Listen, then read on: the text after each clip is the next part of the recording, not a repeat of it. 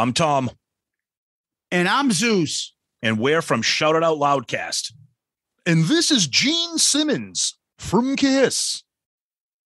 And this is Ace Frehley.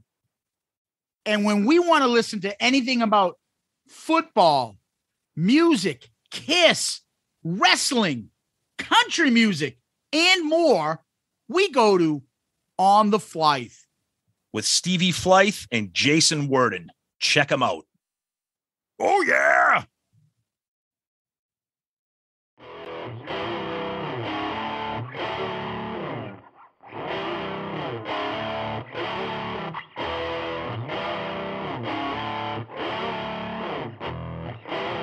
You are listening to On the Fly.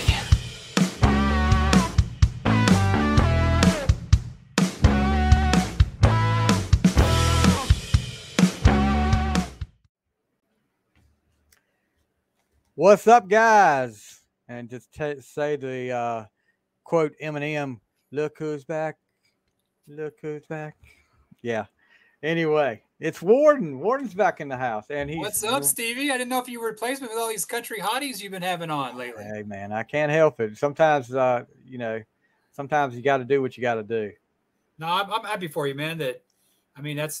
We talked about it before. That's not really my kind of. Yeah, not your wheelhouse. And I think I would be kind of doing a disservice, not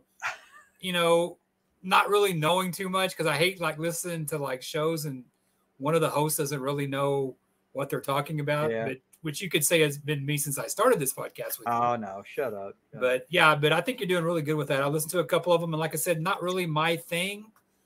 But I think you're excelling at it because you like the new music. Hell, I just discovered Hailstorm. How long have they been around? Come on. Yeah, I discovered Hailstorm. It's been real good. And like I said, I say it so much. Nicole Zeller over that Brickshore Media has really been, so great to send these people our way. And hopefully she's working on some more to send our way. We did our last scheduled one last week, so that was Carlisle Griffin, which she was awesome. It hasn't been a bad one yet. They were all great, and I hope, who knows, maybe one day I can go back and say, hey, Noelle Tolan, I would interview her before she hit it big. Because they were all great, but Yeah, and I think it's going to help maybe help expand our audience, because maybe somebody listens to the episode with her, and we picked what up. else these guys talk about? They talk about. We picked up Kiss. We picked up some hair bands. We picked up some people from that listen to the show now, and have gone back and listened to old episodes and talking about how much they like it. And we still got some irons in the fire. I'll put it that way, that I'm working on now. Always trying to get something bigger or something in here that we can keep people happy with and people can enjoy. But tonight we're gonna fire up the old DeLorean, and we're gonna go back in time again. Not to 1985, not to Marty McFly just yet. We're not going to Marty McFly just yet. We're going back a little bit further. We're going back to 1982. I was 9 years old. Isn't that a Randy Travis song, 1982? I don't know. Did you see? Hey, it's a Randy Travis song, 1982. Did you watch Operator, connect me to 1982. Yeah, go ahead. Did you watch ACMs the other night? I watched it, dude. That was pretty good. Who are you talking to, brother? You know me. Randy Travis was there. He's still alive? Didn't he have a stroke? He had a stroke. How's he doing? He looked good. But he couldn't get up. He was sitting in a chair the whole time. But he looked good. And they made sure they showed him a lot. And a lot of the I'll say this, it was classy because a lot of the artists that won awards went by and shook hands with him on the way up. Because he must have been right in the walkway close to it. So but yeah, it was good. I guess doing these interviews with the guys I've done in the last month or two, it's maybe, and my daughter would listen to it. So we sat down and watched the whole thing. Dolly Parton premiered her new song, I saw that with Garth Brooks or whatever. They were the co-host. Yeah, she kind of embarrassed him a little bit, talking about she was talking about a threesome with him and Trisha. Yeah, because she I said, saw "I that. understand I was your hall pass," and I was like, "Oh wow, here we go. Go on, Dolly." But yeah, that I think the new singles cut off that Rockstar album. Have you seen how many songs? Shit, are gonna that be on album's got like 30 songs on it. It's like, son 30 of a gun. songs, and this was called World on Fire, and Good for yeah, her.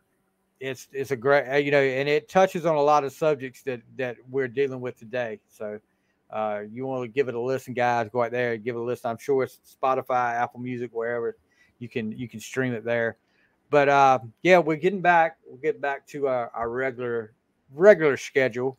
So Speaking of 1982. speaking of Randy Travis, I'll tell a real quick story.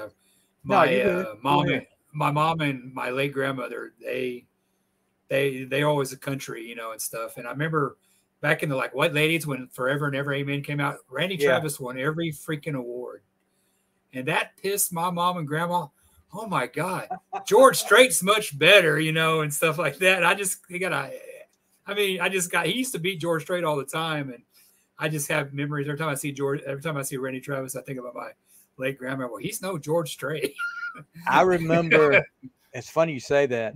I remember I think it was the first time Garth did like an NBC special where he did show concerts. That's another one that beat George a lot too. Yep. And I was watching it. My grandma had moved in with us, and her and my mom were like, he pulled the old Paul Stanley, broke the guitar, and handed it to the crowd. And my mom and my grandma were like, "What good is that going to do them now?" I was like, It's a present from Garth Brooks.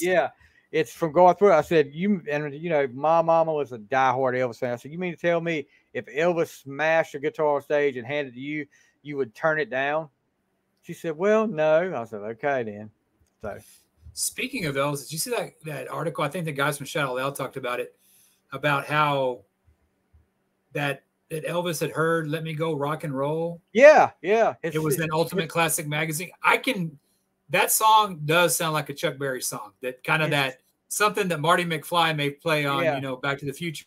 His stepbrother. How interesting is that? Do you believe that, or do you think it's? I believe. I mean, I don't have to see why not. His stepbrother was the one that played it live for him, and he was like, "Okay, keep it simple, stupid." That's what he said. They got it right. Keep it simple. So the Spurs got the #1 draft pick. Woo-hoo-hoo! Yeah.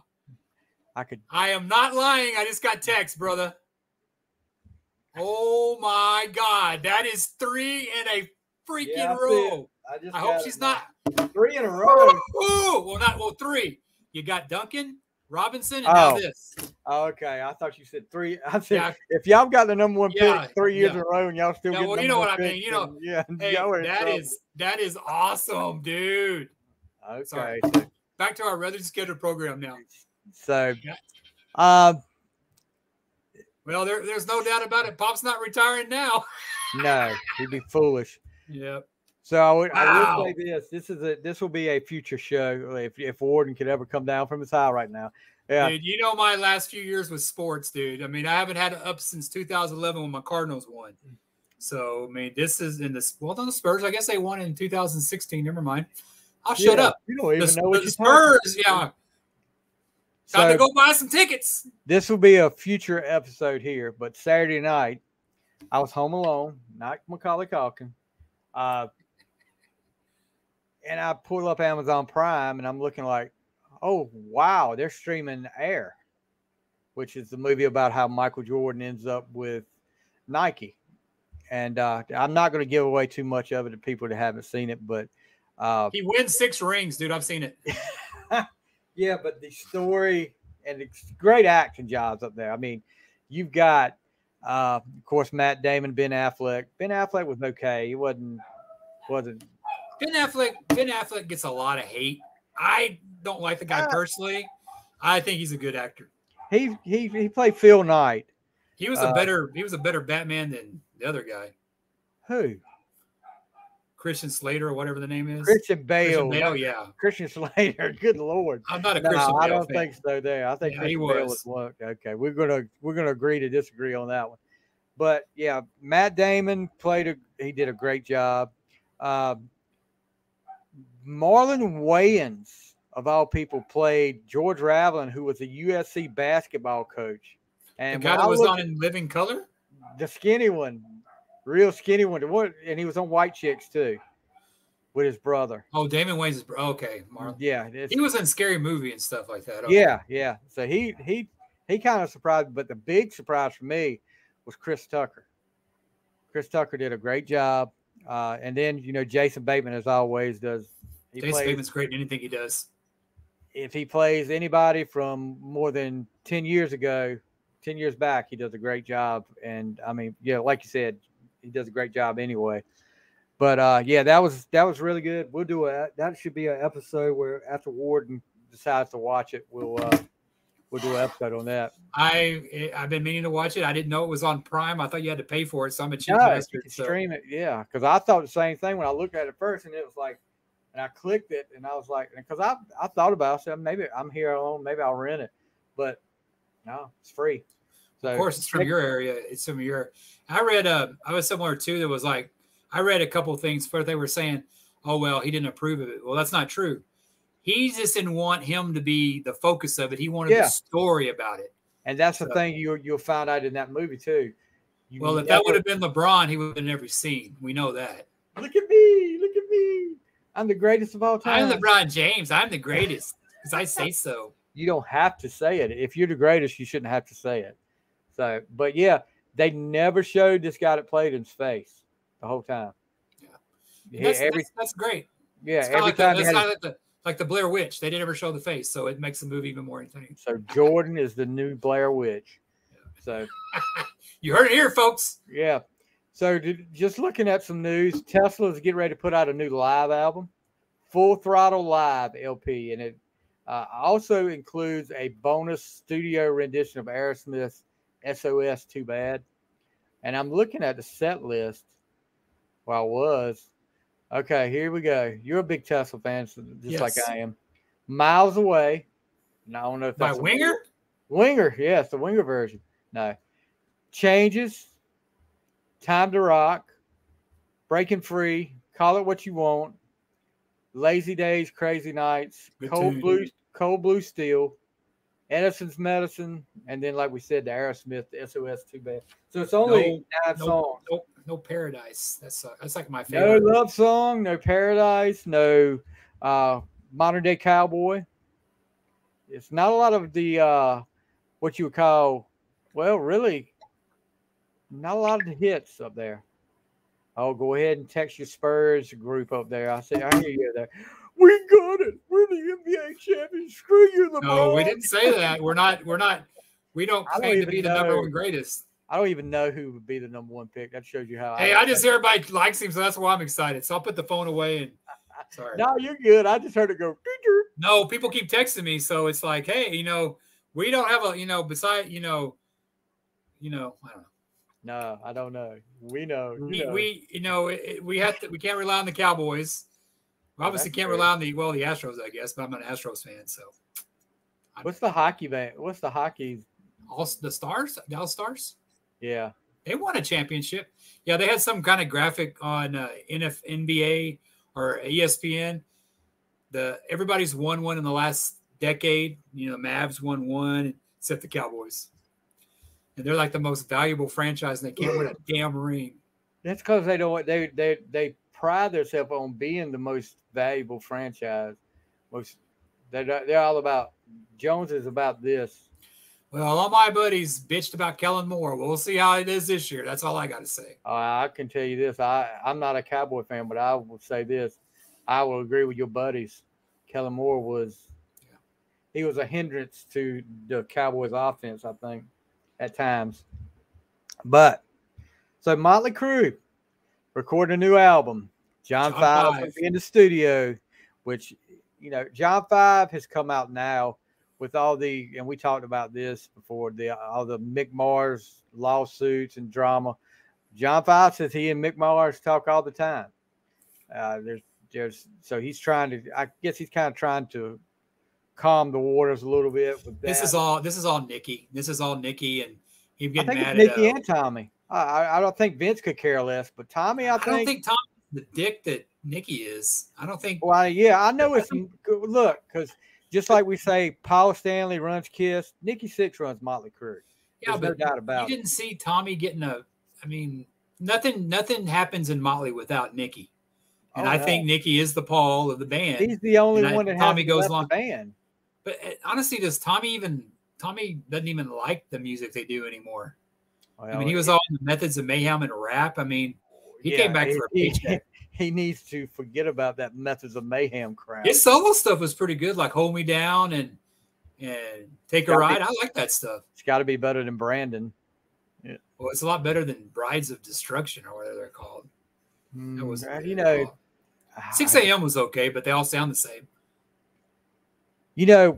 Speaking of that, I made the comment on one of the little live videos I did a couple of weeks ago. Made the comment about Pearl Jam and I was listening to Pearl Jam stuff, and I'm more of a Pearl Jam hits guy, not deep cuts or anything like that. And I made the comment last week when I was interviewing Carlisle Griffin, because she was talking about, we got to talking about Pearl Jam, and I was like, everything I'm hearing, because I was listening to the live album, I forgot the name of it, but everything sounded the same outside of the hits. I can see that. And she said, I'll tell you what it is. It's Eddie Vedder's voice. I was like, well, the beat sounds the same, but she said, I'm telling you, Eddie Vedder's voice is what's making you think everything sounds the same on there. And because he's got such a distinctive voice. I said, you could be right. So, the album challenge, that was on my album challenge a couple weeks ago. And, it pretty much cemented in my mind that I'm a hits Pearl Jam fan. Nothing against Pearl Jam. I love Better Man, Even Flow. I'm a hits fan after Versus, and I think Vitology, because I like those. There's a lot of deep tracks on. What's the one with the goat? Is that Versus? Like, I think that's it. Animal and Go, and I think that even on Vitology.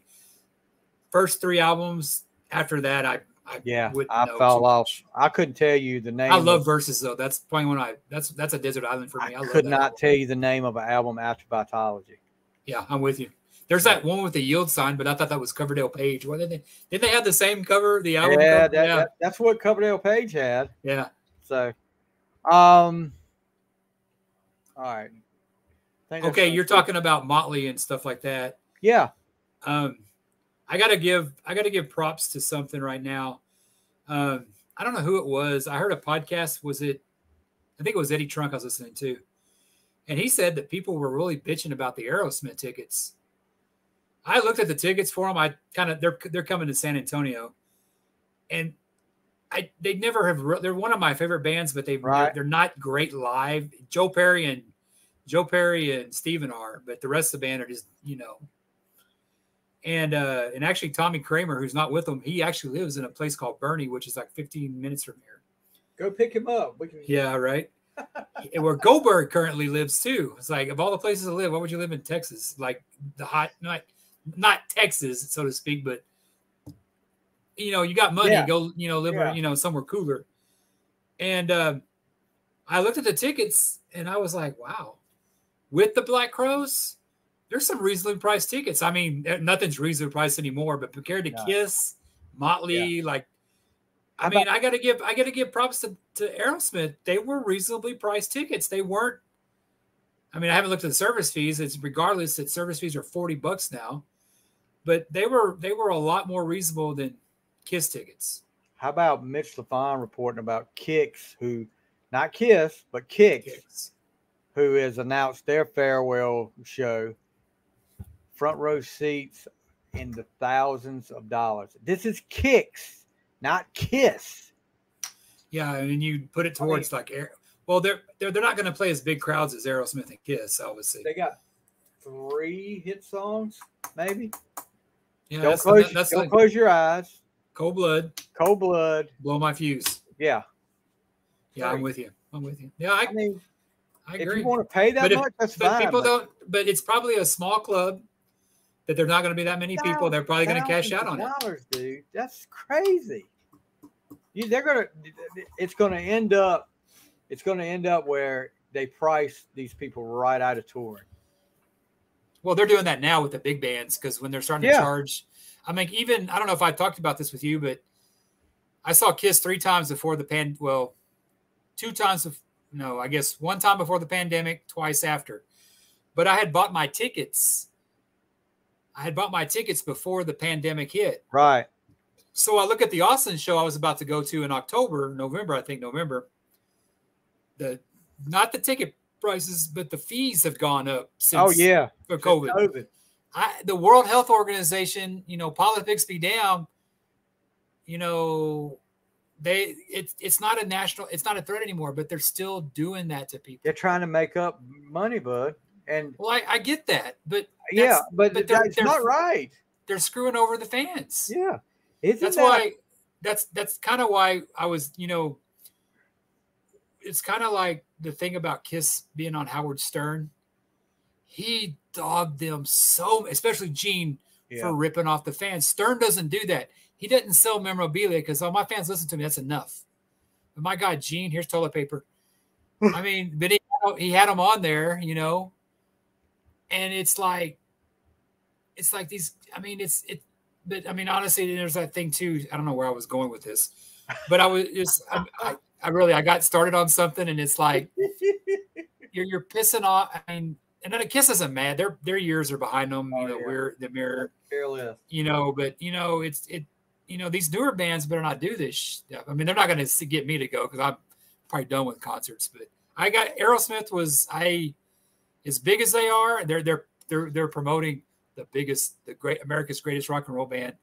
I have a problem with that. I love Aerosmith, but they are not. There's no such thing as there's no such thing as the greatest, in my opinion. Because Aerosmith, I would put the Eagles a little bit above that. Yeah. But they're different music, you know what I mean? There's no such thing as the greatest, But props to Aerosmith. That's all I wanted to say. Yeah, for Aerosmith, if you guys haven't figured it out, they announced their farewell tour as well. So, I mean, like we said, guys, we've been talking about this even before Worden came on the show. I've been talking about this for years. It's getting to a point now where these artists that we listened to growing up, they're going to call it quits. They're getting up there, and it's time for them to retire. Cash out, evidently. Yeah. But, it's time. It's that time. And more power to them. But, don't do more power to Kicks for – Hey, we gave it three songs. What? It's like $333 a song. That's the 3 songs I know. I mean, come on, really. It's not, it's not like they were a major band. I'll give you a story about Kicks. They did something in the 80s, and I don't know. I remember, I didn't have MTV living with my father. I'd come up to see my mom, and I'd go do it. But I was watching, my buddy would record Headbangers Ball for me. So they hosted it. Yeah, well, they had the video for Blow My Fuse. Right? Yeah. I was like, that's a badass song and everything. I went to go buy the cassette single of that, and I think Crazy Babies by Ozzy. It came out around the same time, 88. You know what the B-side for Blow My Fuse was? What? Cold Blood. You talk about 2 of the best songs on that album. Yeah. I mean, it's like, who was the idiot that did that? They put it on the B-side. It was probably the same one that put Beth on the B-side of Guitar Rock City? Yeah. That was Paul. Wasn't that Paul? Did we? We're canceled now. We call Paul an idiot. So pandemic. I didn't call Paul an idiot. You called Paul an idiot. I didn't. Well, I did. So, all right. So let's get right to the main event. Most definitely. 1982. Like I said, I was 9 years old. How old were you, Worden? I was 10. 10. You hit double digits. Yes, I did. This was really when, like I said, I think 81, I was not big time into music or like TV shows or anything like that. Star Wars and Kiss were like my big things. Did you start seeing hair grow places you didn't see it grow before, Stevie? Not at 9. Not yet. I don't remember that age. It's just everything was so awkward. I honestly don't remember that, what age I was when that started. But you didn't have your mustache since you were 10? I had that I came out of the womb with the mustache and the beard. Well, I came out bald, ended up bald, so there you go. Hey, round trip, bud. Round trip. But yeah, this was when TV's kind of crept in. Like you started watching shows, sitcoms were the thing. I wasn't really into the like the drama and stuff like that, but music was definitely getting on my radar, and it was more in the world than just Kiss. And you know, the radio with you get these jam boxes now. I guess I'm dating myself. That's what we called them. Boombox. Here. Boombox, jam box, whatever you want to call it, and get a blank cassette. Was the Walkman out yet? I don't remember getting a Walkman. Now, it may have been out. I don't remember getting a Walkman until I was like, yeah, because they were probably 12. like $300-$400 back then. Yeah, I got one when I was like 12 or 13, I think. But yeah, I was Casey Kasem out on Sundays. You know, had it. All right, I figured it out. Before we go to church, I can hit record here, and I'll get at least 45 minutes, and then it'll still be on for an hour when I get out of church. Because I think it lasted from like 10 to 1. So, yeah, you heard it here, folks. Folks, you heard it here first. All that year of church, and Steve still turned out to be the man. Well, at least I know. The horns. Well, I won't share any secrets. All those years of church. All those years of church. Look, they're starting to come out. They're starting to come out a little bit more because the hair's going away. But happens to the best of us, brother. So what we do a top 5 of 4 categories here from 1982. We do movies, we do albums, we do singles and TV shows. So where do you want to start at tonight? I mean, I've already forgot what we said before. We're gonna do movies first for 500, Stevie. Movies. Yeah. Okay. All right. So since you hadn't been on in a while, I'll let you give me your number 5. My number 5, Eddie Murphy. Richard Pryor. Eddie Murphy. I don't know well, Eddie Murphy first appeared on like one of the shows I saw in my research. Richard Pryor is working at a toy store. Some rich kid comes up to him and goes, "You can have anything in the store. Jack Gleason's your dad. I want that guy." And I think I watched this, after 1982, because when I moved down, when I moved down, don't they know I'm broadcasting here? And the toy, it was on HBO a lot, so I had HBO, which was great. So the toy, I mean, I love Jackie Gleason, of course, from not so much The Honeymooners before my time, but Smoking the Bandit, and who didn't love Richard Pryor? I mean, oh god, probably the biggest star in the world at the time, maybe. You know, in the movies he did with Gene Wilder. Yeah, but the toy is my number 5. Yeah, I remember. We didn't have cable, so we had to rent this, and watching it, of course. Richard Pryor, like you said, was he could do no wrong at that time. U.S. Bates. What kind of name was U.S. Bates? That was Jackie Gleason's character. Scott Schwartz was played. I thought it was Hugh Jass. What's his name? No. What was remember the girlfriend called him something? Hugh something. That's his name. I can't remember which. Scotty Schwartz was the son. And Ned Beatty was in it. But Scotty Schwartz was the guy that got his tongue caught on the in Christmas Story. Okay, that's the same guy. Same dude. That's another movie I've never watched all the way through. Can you imagine if this movie came out today? Oh my God! You're buying another human being. Cancel culture would be all over this. God, can you imagine Richard Pryor or George Carlin being alive today? Any movies, yeah. Woo. Any movies they put out would be. It was a more innocent time. Not everybody had an opinion, and that's what made it like. Well, I mean, you could have an opinion, but everybody didn't get butthurt by it. Yeah, but everybody's got to express their opinion. That's what gets me. You can't have a difference opinion. of anything. You can't have a difference of opinion. Nope. So that's a good one. I could go. I thought about the toy, but my number 5. Not those toys, Stevie, you have in the back behind you there. We don't want to talk about those. Whatever. My number 5, and this is probably gonna shock some folks, but I just watched this not too long ago. Kenny Rogers, the 6-pack. And no, it's not. Diane. It's Diane Diane Lane, Aaron Gray. Diane Lane for me. Aaron Gray was too skinny. She's still hot though. Diane Lane was like a kid then. But I was too. It She didn't was our age. matter. that's Yeah, I was true. a kid too. But Now I Aaron watched. I Gray, kind of creeped out about it. You know. Aaron Gray, Silver Spoons, Buck Rogers, whatever she did, I was like. Plus all that colorful language those kids were always talking about. Anthony Michael Hall. He wasn't in that. Yes, he was. Oh yeah, he was. I haven't watched that He's movie the one in so that long. said when the guy said he went to where they were asking where Kenny Rogers' character, which was Brewster Baker, typical race car driver named Brewster Baker back then, asked where he was in. He went to shake the dew off his lily. And, Anthony Michael Hall, the reporter looked at me and said, he went to take a piss. So, I haven't watched that movie in so long, Stevie. I just remember. So great. Such a great movie. But Diane Lane, like you said, is in it. Some of the older NASCAR drivers are in it. What's his name's in it? Do you watch Yellowstone? Yeah. Who is the guy? I think he was on the ranch too, and he's also an urban cowboy. He played the uncle. He played the sheriff. Barry Corbin. Yeah, he's still alive.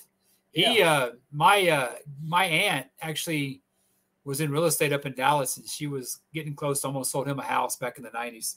I know it has nothing to do with the movie, but I just thought that was a cool tidbit. But like he's on Yellowstone now and stuff. Yeah. Diane Lane's character's name was Breezy. Yeah. Don't be ragging on my girl, dude. I love Diane Lane. Oh, to this Diane day. Lane's great. I think Bon Jovi's an idiot. Did you see him and his wife come on Stern? Nah, yeah, I saw some of it. Did you see his wife? His wife is aged. Oh, he has two. Yeah, but you tell around her eye. He could have gave her a little bit of a. I didn't like that what he said about her. I was like, oh yeah, I got the Hollywood girlfriend, and I mean, he like really cut her down. I go, you're a dick, dude. I mean, I don't know. I just like Diane Lane. Yeah. No, I mean, he obviously loves his wife. He's a good guy because he does a lot of stuff for less fortunate. So hey, Richie Sambora going to be back in the band evidently. We'll see. So, number 4 for you. Six Pack, same one. Are you serious? Yeah, Six Pack. Yeah, that was number 4. I remember this movie, bunch of HBO. I just remember being enamored by Diane Lane because I was a kid at the time. The cussing. This movie always kind of reminded me of. There's a movie with Al Pacino, Arthur, I think, when all the kids are cussing too. And my mom was cool. She let me do that stuff, which helped turn me into the degenerate that I am now. Hanging out with the likes of, you, Stevie. Yeah, exactly. But, Six Pack's mine. I love that movie. Not a big NASCAR fan. I never got into racing. Yeah. But I thought it was pretty cool. I love the song. I love the Love Will Turn You Around. Love Will Turn You Around. Maybe my favorite Kenny Rogers song. Because I remember when Napster got real popular, and that was like one of the first songs I downloaded. Like, oh, I want to download this. I ain't heard that song forever. And then Lars came around and took it all away. Lars had to mess everything up. Yeah. Way to go, Lars. So that's my number 4. All right. Number 4 for me. You mentioned Eddie Murphy earlier. Eddie Murphy and Nick Nolte, 48 Hours. Good movie. Just remember seeing it of course, the edited version for NBC. You talk about a movie being made today. Ooh, oh, my Lord. There would be so many. There would be some states that wouldn't be shown in these days. It would be banned from those states. You had the Indian in there. Yeah. You had Eddie Murphy and Nick Nolte trading racial bars back and forth with each other. But and Nick Nolte, that wouldn't have happened. That wouldn't have the other side. Eddie Murphy, maybe. But Nick Nolte, man, that some of that stuff, But it's I don't know. It's a movie. It's not like Shakespeare. And it was pretty much Nick Nolte playing his same character that he always plays. Yeah, Nick Nolte plays the same guy. Pretty much, except for North Dallas 40. That's the only time I've seen him play anything different. Yeah, because he kind of played the same guy in Down and Out in Beverly Hills. The same guy. Yeah. You're right, Nick Nolte. Yeah, but 48 Hours, and then they came back 4 or 5 years later, did another 48 Hours, which it was okay, but it didn't match 48 Hours. Why my parents thought it was good for a 9 or 10-year-old kid to be watching 48 Hours, even though it was the edited version, I don't know. But yeah, it always stuck with me. So that's my number 4. Because the boys are back in town. Well, my number 3 explains why I dress up like a woman on Saturday nights. Oh my God. Oh, did that come out? Oh my God. No, I'm sorry. Dustin Hoffman. Dustin Hoffman. Arthur. No. Dustin Hoffman. Jessica Yummy Lang. Tootsie. Oh, okay. He played, and of course, Dabney Coleman was in it. Dabney Coleman always plays a scoundrel. I don't know if you've watched what is the Boardwalk Empire. He plays his dad, I think, and he's a scoundrel then too. The guy's still alive. He's like 93 years old, 9 to 5, and he was on a show it may have been around this time called Buffalo Bill TV show. Yeah, Buffalo Bill. Yeah, but Tootsie, yeah, it was like, and who was it? Who was the guy? He was an Evening Shade, and he was an older guy, big old guy. He was an Evening Shade. He also played in what's that movie? Oh, God, I forget his name. But he fell in love with the character. He was like yeah. Jessica Lange's dad. I can't think of his name, but I know who. But he was in also in what was that? Soggy Bottom Boys. Yeah, Man of Constant Sorrow. Yeah, he was also he was like the dad that kind of fell in love with Dustin Hoffman, and of course he was in love with Jessica Lange. He was in Best Little Whorehouse in Texas too. Yeah, he was. Because he also was in "Ooh, I like to dance a little sidestep." Charles Durning. Yeah, and he was also dancing when George Clooney was singing that song that I'm a man of constant sorrow. Yeah, but Charles Durning. Yeah, was his name. But he had there's a one girl that was in there that I always had kind of a crush on. In this one, and especially Mr. Mom, and it was Terry Garr. Yeah, I always thought she was real cute, and that was the girl that was into him. But Bill Murray, uncredited, yes, best friend of Dustin Hoffman. Yeah. So I'm looking at Dabney Coleman's, the movies he did around the time. He was in North Dallas 40. He played a, crappy guy in that. War Games. Remember War Games. Yeah. On Golden Pond. I don't know if you. That was Henry Fonda, right? Henry Fonda, Jane Fonda were in there, and Catherine Hepburn. Not to be confused with the other movie of a different genre, On Golden Blonde. Oh, Jesus Christ! That review's coming up later. Hot to Trot. You remember that? I do some with a horse, right? I don't know. Wasn't that when Bobcat Goldthwait was in it? Yeah, I'm looking at it right now. John Candy does the horse's voice, the horse talking. But Dabney Coleman was, like I said, he plays his usual dick. I liked it better when it was called Mr. Ed. His name is Mr. Ed. You know how they got that horse to talk? They put peanut butter in it. That's how it. Isn't that kind of inhumane? Yeah, I know, right? Peter, where was Peter back in the 60s? Where was Peter at? Maybe Peter came along after Mr. Ed. So, number 3 for me. The first of Sylvester Stallone movies for me. First Blood. They drew First Blood, not me. We had the video disc player. I remember my cousin, we were big Rocky fans, of course. And anything. You mean VHS or no? This was a laser disc. No, it wasn't called. It wasn't a laser disc. It was a step down from a laser disc. It was called RCA video disc player. Never had one. It looked just like a record, but it had these big. You have to look at the way. I know what you're talking about. I know you're talking about. Yeah, you. Damn, bro, man! I just had a Betamax, man. We talk about high cotton, man. We couldn't do that. Beta wasn't that. That was more expensive than the Betamax. A video disc player didn't cost much at all, bud. They were like cheap. I know. My dad got one because he said it was a way of the future. It's like, hey, don't you drive an Edsel? Yeah, but First Blood. Brian Dennehy is in it. Of course, John Rambo, who was Sylvester Stallone, and the guy that played such a dick that fell out of the helicopter. What's his name? Oh gosh, I can't remember, but So many funny things in this movie. The National Guard guys coming in there, and hold on a second. My neighbor's texting me. Is your internet working? I said, well, I hope so.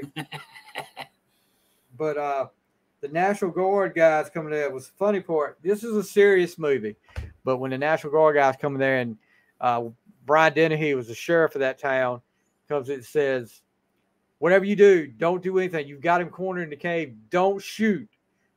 All of a sudden, they send a freaking rocket launcher in there, and they're out there posing. They think they've killed him and all this stuff. And I remember the part where he had this instead of blowing stuff up, is when he had that like long stick with all the knives. Yeah, and was it Brian Dennehy he hit that almost like paralyzed him? Yep. I was never a fan of Rambo. I saw like the third one, I think. Well, and I know that the new ones came out, and it was like it's kind of like an alien movie. You've seen one, you've seen them all. That's me. Well, the also thing talking to a guy that loves Schwarzenegger, so you know. The thing with the Rambo movies, the second one I could see, but it just got to where it was nothing but to count how many people Sylvester Stallone killed in a movie after the first one. I remember that one where the guy, like, I guess he has like a Vietnamese girlfriend, Sylvester Stallone does, and that guy kills her. One. Then he gets that arrow and like shoots that guy and blows the guy to smithereens. Like, yeah, the hot shots picked on so many. Yeah, with the chicken. Chicken. Yeah. The chicken. I like Hot Shots better. Yeah. Or when he's tightening the stuff up, he's all buff and stuff. All right, number 2 for you. Number 2 for me, one of the saddest endings. Oh gosh. That's still it's not Bambi. I remember the first, this is number 2 in a series. And the first one, I remember a bald girl being in the movie and my dad taking me to see it. I was like 1979. I was 7. I fell asleep. But around 1982, the new one came out when Mr. Rourke came back to get his revenge on Captain Kirk. Oh. And that was Star Trek II, The Wrath of Khan, where he kills Spock. Where Spock goes in there to save the crew. And then DeForest Kelly, Bones, yeah, Jim, you better get down here. And then Spock does, I have always been and always will be your friend. And he freaking died. Spock died. I could never get into Star Trek. I was a Star Wars guy, but I did. I'm a Star Wars guy too. That was pretty sad. I'm a Star Wars guy too, but I it's kind of like the Stones Beatles thing. I mean, they're two different things. So obviously Star Wars is better, but Star Trek, and I love Spock. Spock was my guy, dude. So yeah, Star Trek 2. That was, of course, the one we'll talk about in a couple years is when he comes back to life. So it's like a soap opera. Nobody did. Contract dispute.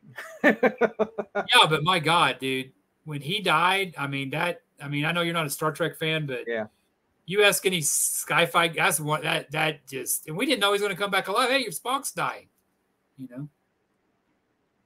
Yeah, I remember that scene several times, and that was probably the only reason I watched that, because I found out Spock was going to die, and that's probably the only reason I watched that particular one. So yeah, they tried to bring it back with the newer ones, like somebody playing Khan, and you never got my whatever his name. Dude, that's that dude. They're playing, boss. They're playing. Yeah. That's what they should. He didn't have a tattoo with him, man. But that's what they should have done with it. They're playing, boss. They're playing. Yeah. Con tattoo. Anyway, number 2 for me. And when you started talking about a sad ending, I thought you were going to talk about this one. But when you said this is the second one, I said, no, I can't be talking about this one, because there was only one made. Steven Spielberg, really where he hit his prime. E.T. With a very young Drew Barrymore. You think E.T. was his prime? No, I mean when people really started noticing Spielberg, that name come out, and for me, I'll put it that way. Okay, I got you. As usually when you say prime, that's like their best work. So no, when I guess I said the wrong word there. I know. D. Wallace, Henry Thomas playing the San Antonio native. My buddy Steve went to school with. Oh, really? Yep. You should tell Steve, hey, call Henry. We'll get him on the show.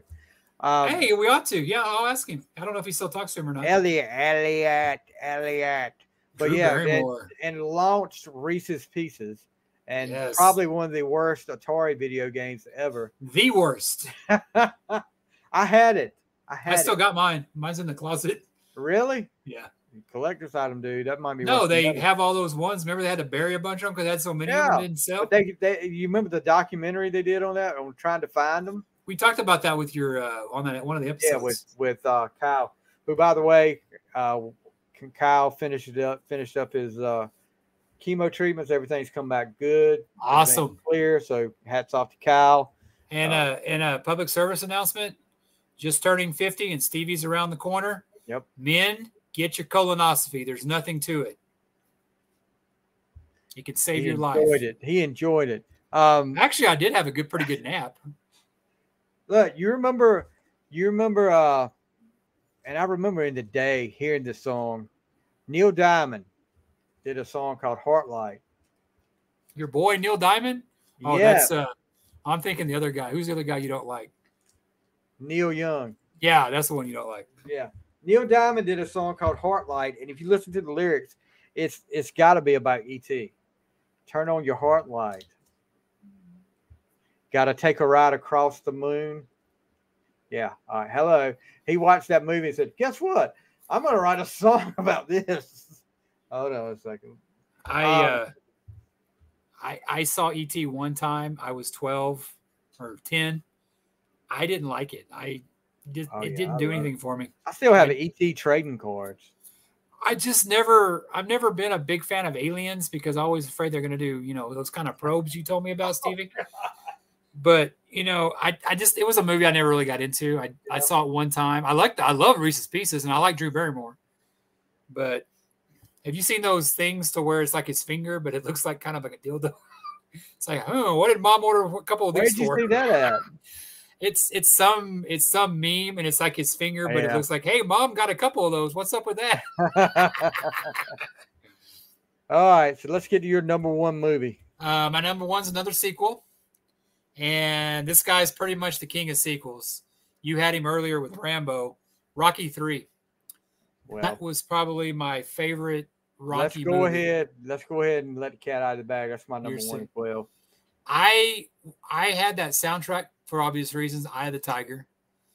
And, and I remember seeing Hulk Hogan and I knew what wrestlers were, but I wasn't that into it. In the flesh, baby. Thunder Lips, right? Thunder Lips or Thunder Hips? Thunder Lips, not Thunder Hips. Yeah, and it's funny about that movie that Vince McMahon Sr. didn't want him to make it. I think he fired him over that. But Junior was all into it but that pretty much helped spawn Hulkamania. Launched everything. Yeah. Some of the you're not going to see Greg the Hammer Valentine versus Sylvester Stallone going to stop something. Hulk Hogan was the perfect thing to bring wrestling into the mainstream. You know what?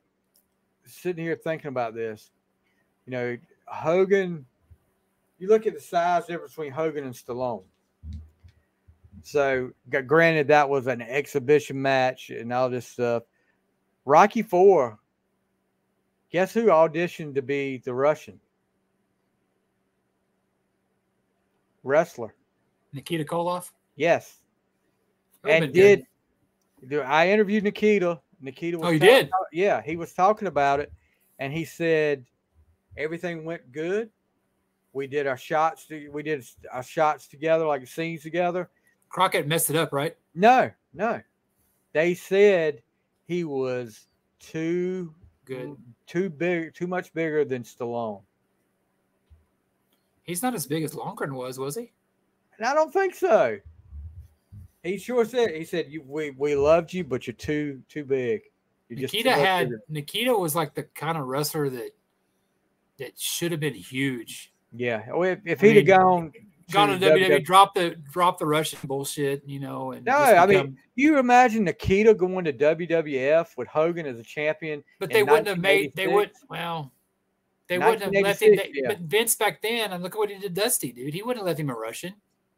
He would have had him grow hair and become like somebody from Minnesota where he was. You're the Yeah, Matador. he probably would have used his actual name. Look what he did to Terry Taylor, one of the greatest scientific Red wrestlers. Rooster. Yes. So Rocky 3 had the soundtrack, loved the movie. And I remember thinking, man, Mr. T was huge, right? Because I see him on the A-Team and stuff. Yeah. And then you next to Hogan, like nothing, dude. Look, same thing here. When he got to WrestleMania 1 and he was in there with, Orndorff, Piper, Cowboy Bob Orton, I was like, he's not big at all. And then when he did WrestleMania 2 with Piper in the boxing match, I was like, yeah, they really made him look good on Rocky 3 because he is not a boxer. They made him look good at WrestleMania too because he was a diva to work with. That's what Piper said. But some of the best lines in any movie, Clubber Lang, Mr. T gets Clubber Lang. Hey, woman. That's all I got to say. Yeah, hey, woman. Yeah. And then, come on my apartment, man. I see what a real man is like. What a real man looks like.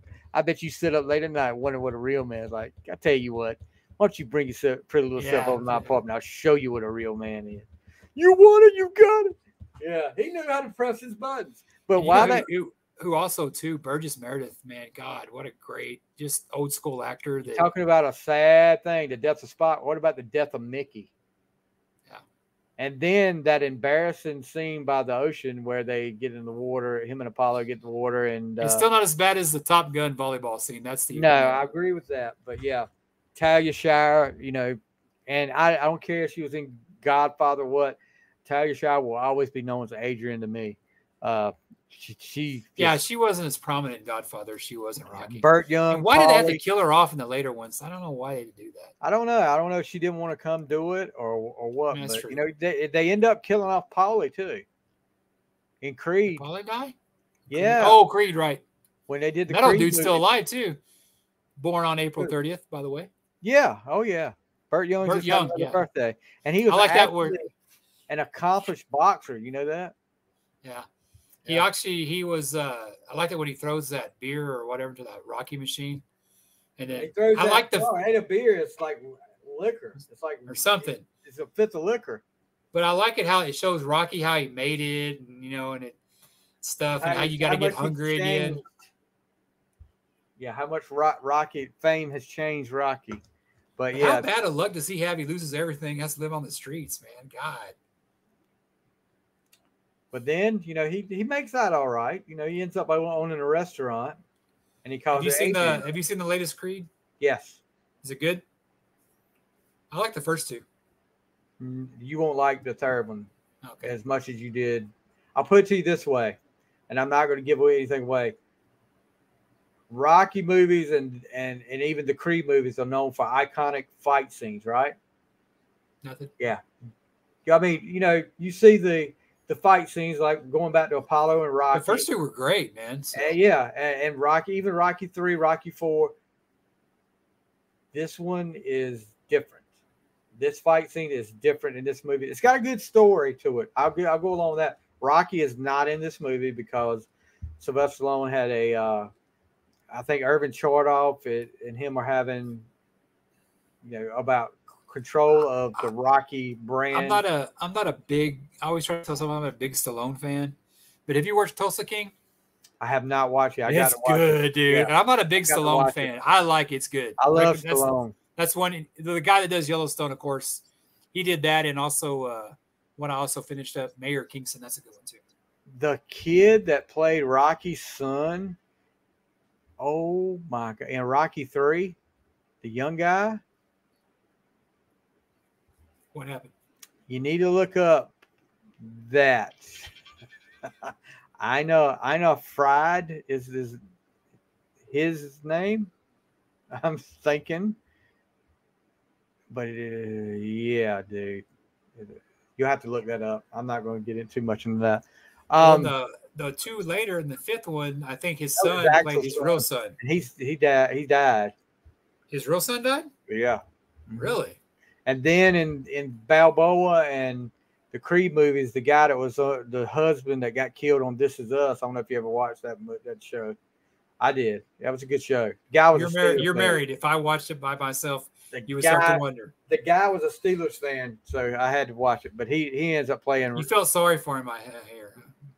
Yeah, I felt sorry for him. But he ends up playing Rocky's son in the Balboa and Creed movies. Okay. So we're through with movies. We had our, we agreed on Rocky 3, no doubt about it. There. So what's next? TV shows. Let's do TV shows. TV shows. And I'll start off. So you go first, Stevie. Yeah. And I'm going to go with the one that lasted a whopping 6 episodes that year. I think I know what it is. It ended up. I know what it is. Leading to such bigger things. I'm talking about the Files of Police Squad. Yes, Leslie Nielsen. Yes, I mean Leslie Nielsen, and I remember watching all 6 of those episodes. I think they came on Friday nights, and I watched them all. And then when it went off, I was so disappointed. Then you were the one that watched it. Yeah, I was the one. Leslie Nielsen can thank me. God rest his soul. But then it leads to Naked Gun. And I'm looking at it. I said, that's the guy from Police Squad. So I'm watching. This is freaking Police Squad because it said Naked Gun from the Files of Police Squad. So, yeah, I mean, Leslie Nielsen hit his mark with Frank Drebin and Naked Gun. You had the 2 sequels, the trilogy. And it led to a lot of other movies for Leslie Nielsen. But man, they had some big stars like in the cameo. I think William Shatner, tonight's special guest William, and he drinks the coffee and he dies, and so everybody dies before they come on the show. How about O.J. Simpson playing one of the? He wasn't in that. No, he was in. Yeah, he was there. He was in Naked Gun. He was in all. Yeah, but he wasn't in Police Squad. No, he was still. Because Norberg was the guy that was real tall, and hey, Norbert, you got something on your face, and he would. Well, that guy was in Naked Gun. Yeah, but they didn't call him Norberg on that one. That was in Naked Gun when he did that. He said, "You got something on your face." Yeah, like a piece of banana would fall down or something. All of a sudden, half a banana falls. And like when the police car would not go, then it went through a woman's locker room, went through a water slide. One of the iconic things to look for in the Naked Gun movies is how that police car. Where it's going to go. It's Star Wars. It was in a Star Wars movie. It was, yeah. And then, what was it? Zsa Zsa slapped the, ends up slapping it at the end. Yeah. I remember that one because I think when Naked Gun came out, like late 80s, that they released that on video. So I went to the video store and I probably watched that 8 times, like 1 hour. You know what I mean? Just over and over and over. I laughed so hard the first time I watched that. Oh man! So that sucked though. It sucked that it went away. So yeah, my number 5 is probably the direct opposite of what Police Squad was. This show was actually on for a while, and I never understood how nobody ever on this show ever got a DWI. All the beer they drank, but everybody knew your name. Cheers. And Tom and Zeus probably know about that bar where it was filmed. 5, really? Number 5 is Cheers. Cheers is my number 5. It was kind of an adult show, but let me ask you, Shelley Long or Christy Alley for you? Shelley Long. Christy Alley for me. Yeah, Shelley Long. But my favorite character.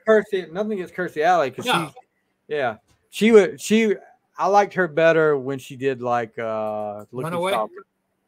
Well, Runaway too. Yeah, the movie. I like the movie Kirstie Alley better. Yeah, I remember that Cliff and Norm were my 2 favorite because.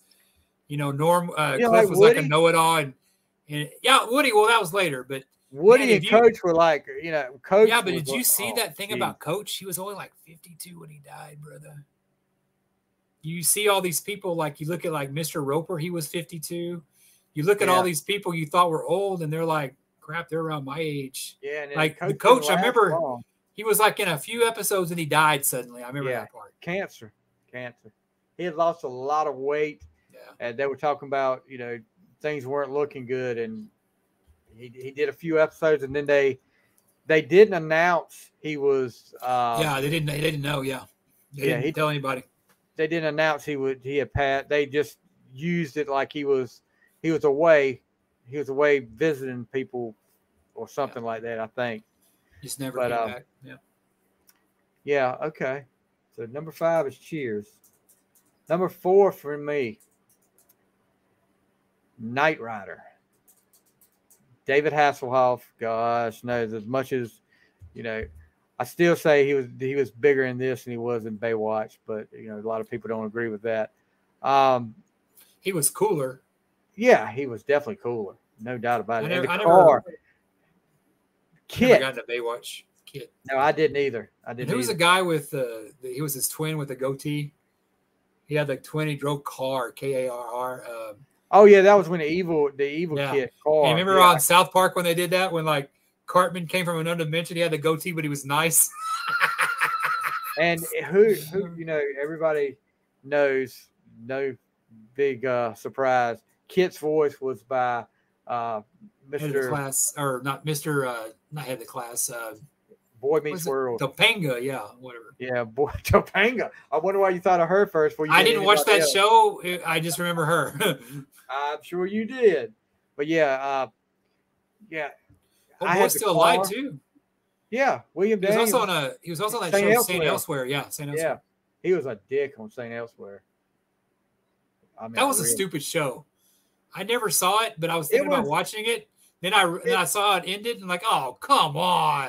Yeah, that's worse than the Sopranos ending. But William Daniels. And after that, though, I mean, you had Devin Miles, who was the guy. I remember Devin. He used to do something years earlier called In Television. It was like a commercials were in television. Yeah, and it was like a competitor with Atari. Yeah. Yeah, but yeah, I had the car, the kit car. Wish I still had it, but no telling how much that would be worth these days. But yeah, loved Knight Rider. That was one of my go-to. Between Knight Rider and Dukes of Hazzard back then, you had everybody wanted to do a show with a car in it. So, but that was a cool Trans Am because it was because you think about the Smoking the Bandit Trans Am, how iconic that was, and then they went to this one. That was a big change. Yeah. So you're number 4. My number 4 is a show that I think it lasted maybe 1-2 seasons. And I love 6 shows. I love time travel and stories about time travel. I love history. And I remember it was called Voyagers. It was not on very long. I vaguely remember that show. The kid that played, it was like an older guy and a kid. And the kid was actually in a Ronnie James Dio video. I don't forget the name of the video. But I remember watching it one time. Like, hey, that's the kid from Voyagers. John Eric Hexum was the guy. He was like a up-and-coming star. Yeah. He was another show called Cover Up. Yeah. But he was on Cover Up, which was a kind of a cool show. It was like Magnum, but it was like they had that real I Need a Hero, which is a badass song. And he co-starred Jennifer O'Neill, which was a hottie. But he was messing with a gun, and I guess a blank, and he shot himself in the temple, and he killed him. The dude was like 27. But Voyagers, they would time travel, and then he would show him flying through space, and they would meet like Abraham Lincoln. I don't know. I haven't watched it so long. Mino Pelusi. Yeah, he's in some Ronnie James Dio video, Let me see what his credits are. And he's in photography now. But John Eric Hexum, man, I remember that happening and it being a big story. I felt bad for the guy, man. I mean, the whole life ahead of him. He was in Amityville Horror too. It says Dio, the last in line. That's what it is. He was probably. a delivery boy. Yeah, that's what it was. But Voyagers, I remember that me and my buddies, that they had I don't know if it was called Medallion or something, where it would show them where to go, omelet or whatever, something like that. But we would make ours out of old radio speakers with kind of a red and green thing. I mean, this was before you went to go buy it. So yeah, his name of the show was Jeffrey Jones. I think it was on for like 2 years. 20 episodes. So 2 years. 2 years. 1982, 1983. He was also in that great show Manimal. I don't know what that is. Anyway, this segues into my number 3. He played in one episode of that, and he had to be one of the friends. He was in Voyagers? No, yeah, the guy from Voyagers was on this show that I'm about to talk to you about. My number 3. The kid or the older guy? The kid. He was in one episode of Here We Are, Face to Face, A Couple of Silver Spoons. Yeah. What can you say? He was on that, huh? Yeah, he was on one episode. He guest starred as Toby Andrews. Wow, I didn't know that. Silver Spoons, that was always the house that I wanted. I mean, Edward Stratton, who was played by Joel. And the dad was a cool. Yeah, I mean, that's what I'm talking about. And then, of course, Erin Gray was on Silver Spoon. She played Kate Summers, who ends up marrying. How in the world his dad managed to pull? Exactly. That's what I was doing. But yeah. I remember the grandfather was that we shall do. He did some kind of investment. John Houseman. We should be no time before it's time. But another guy was Jason Bateman. Jason Bateman played his buddy and Jason Bateman was a scoundrel. He was Derek Taylor, and he goes on to leaves Silver Spoons to go out on his own, and he did that show. It's Your Move. Yeah. Oh, I love that show. But man, you have a history for like watching shows that got canceled pretty quick, didn't you? Yeah. Oh gosh. Yeah. Silver Spoons is my number 3 too, by the way. Alfonso Ribeiro got his start there. That was before the Michael Jackson Pepsi commercial where he breakdanced. And he actually. Oh, I thought you were going to say that's before the Michael Jackson, but we're not going to go there. Oh yeah, let's not go there. But yeah, you remember the Menudo episode? No. Ricky, or Rick, whatever you want to call him now, meets this girl at school, and she's a big Menudo fan, and he gets Menudo to come to his house and play this party for him. And I remember Mr. T was on there. He played his bodyguard when he got beaten up. Yeah, Mr. T was on there. Then, gosh, who else? There was several of them up there. Whitney Houston was on there before she really got big. Alfonso Rivera, you remember his? Alfonso was there with he stayed with his uncle, Dexter. He was a lawyer, I think. Yeah, Dexter. His name was Dexter Stuffing. But there were 2 of them though. There was one original lawyers. And the other. You have one on the first year. But yeah, that guy lasted 1 year. But Dexter. Is that the one where he shows up the door and goes, "Dad," and he just looks at him and smiles? Yeah, but Dexter ends up being a love interest for Whitney Houston, and I'm like, wow. In real life? No, only for that. I think she was on for one episode. Well, she didn't want to dance with somebody, so maybe that's who she danced with. This was before that. This was with her debut album was along. But yeah, so number 3 for you was Silver Spoons. So. Silver Spoons, Jason Bateman. Yep. Number 2 for me is a repeat, and we're gonna go to where everybody knows your name. Cheers. Wow. I've started watching that again. I've got through the first 2 seasons, and I have a feeling our number 1's going to be the same. You think so? Yeah. But yeah, Cheers. As a kid back then, you're like, okay, like you said, this is more of an adult show, but it's still funny. Coach was silly. What's his name? I don't forgot his name. Sam Malone. I know. Woody was great. When Woody got with that girl. He's great in everything. Yeah. That was some of the funniest crap. When he sang that song, Kelly, Y-K-E-L-L-Y. There was a show. There was a spinoff from that show. It was Rhea Perlman's Tortelli's. Yeah, I like that show too. Yeah, the Tortelli. I couldn't stand that guy's voice though. That girl that played his wife. That girl that played his wife. Casey Kasem's wife. That was Casey Kasem's wife. The one that took him away after he died from his kids and put him in some God-known country and never buried him. Jean. Boy, that's vindictive. Yeah, Jean Kasem. Of course, I thought she was hot because she had, large hands. Yeah, big hands. So that you talk about the voice, that was kind of annoying too. Yeah. Oh yeah. Number 2 for you. Repeat Knight Rider, of course. Just what can't be said about that show. It was probably next to Dukes of Hazzard. I mean, it was everything. Not a bad. I remember later on and it's funny on my way to work. There's a gold building where they actually shot part of it. They shot one of the Knight Rider movies here in the 90s, and that gold building was like the Industries 2000 or whatever they were called.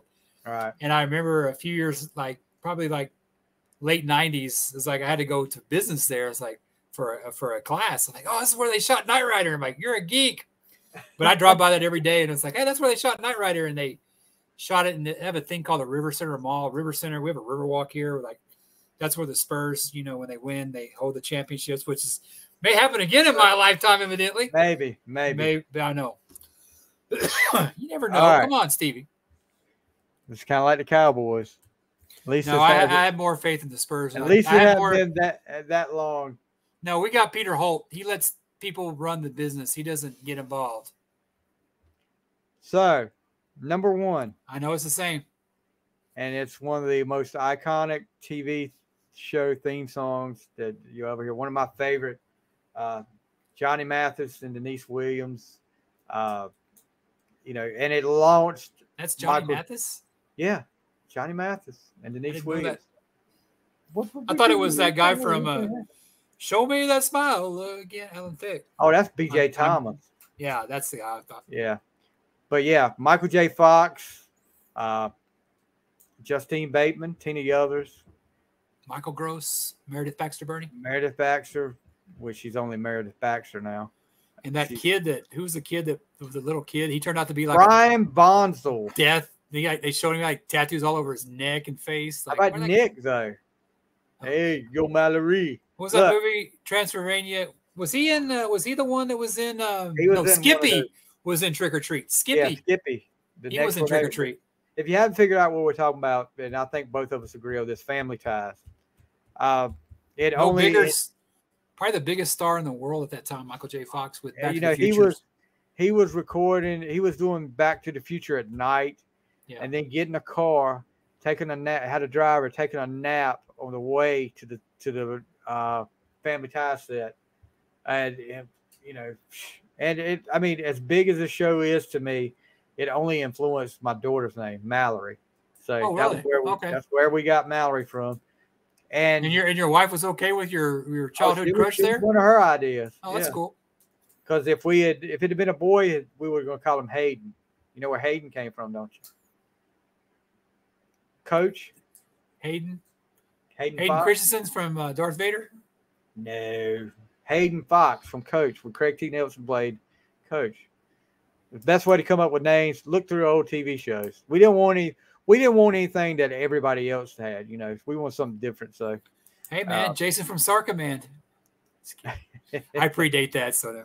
But you know, one of the go-to episodes, or the two go-to episodes for me, was when Michael J. Fox's character Alex Keaton meets Ellen Reed, and who goes on to be his real-life wife of all these years, Tracy Pollan. You could feel that was like, at that time, I guess that was like season 3, so I would have been 12. You know, at the time, you're thinking about girls a little bit. And this probably got me thinking about girls a little bit more with the way they did that. And it launched. And he wasn't even supposed to date her. It was a roommate. Yeah. And it launched Billy Vera and the Beaters at this moment. One Hit Wonder. That song into it. That is a great freaking Nobody song. would have ever known about that if Family Ties hadn't come along. And Courtney Cox too. Courtney Cox goes on after Ellen leaves. Courtney Cox goes on and becomes his love interest, Lauren Miller, which didn't hit the same as Ellen, though. Nothing. The story just wasn't the same. But yeah, Family Ties definitely number one by far for me. I remember what I remember is Tom Hanks being in it. He played. He was the uncle. He played the uncle that Alex looked up to. He was always in trouble. And you know how I am nowadays and stuff like that, politically wise. We won't talk in this. Back in the day, I used to be pretty conservative. And I remember me and my buddy were having an argument one time, and he always called me Alex P. Keaton. He was believe me, there was a time when he would call me Alex P. Keaton because I just thought it was so funny. He's this big Republican with his hippie parents, and I think that's what kind of made it there. I'm actually listening to Michael J. Fox's audiobook. Right. Have Audible because he's got a special on Apple TV coming up about his life. 2 things, man. You talk about a hell of a woman, his wife. Oh yeah. Sticking by him and doing all this stuff. and him and his attitude. I mean, I saw him say, "Yeah, I think he's 60." He goes, "I'm not gonna live to be 80." No. But he has the most genuine attitude about the stuff he's going through. And you're kind of thinking, "Oh God, I'm having a bad day," whatever.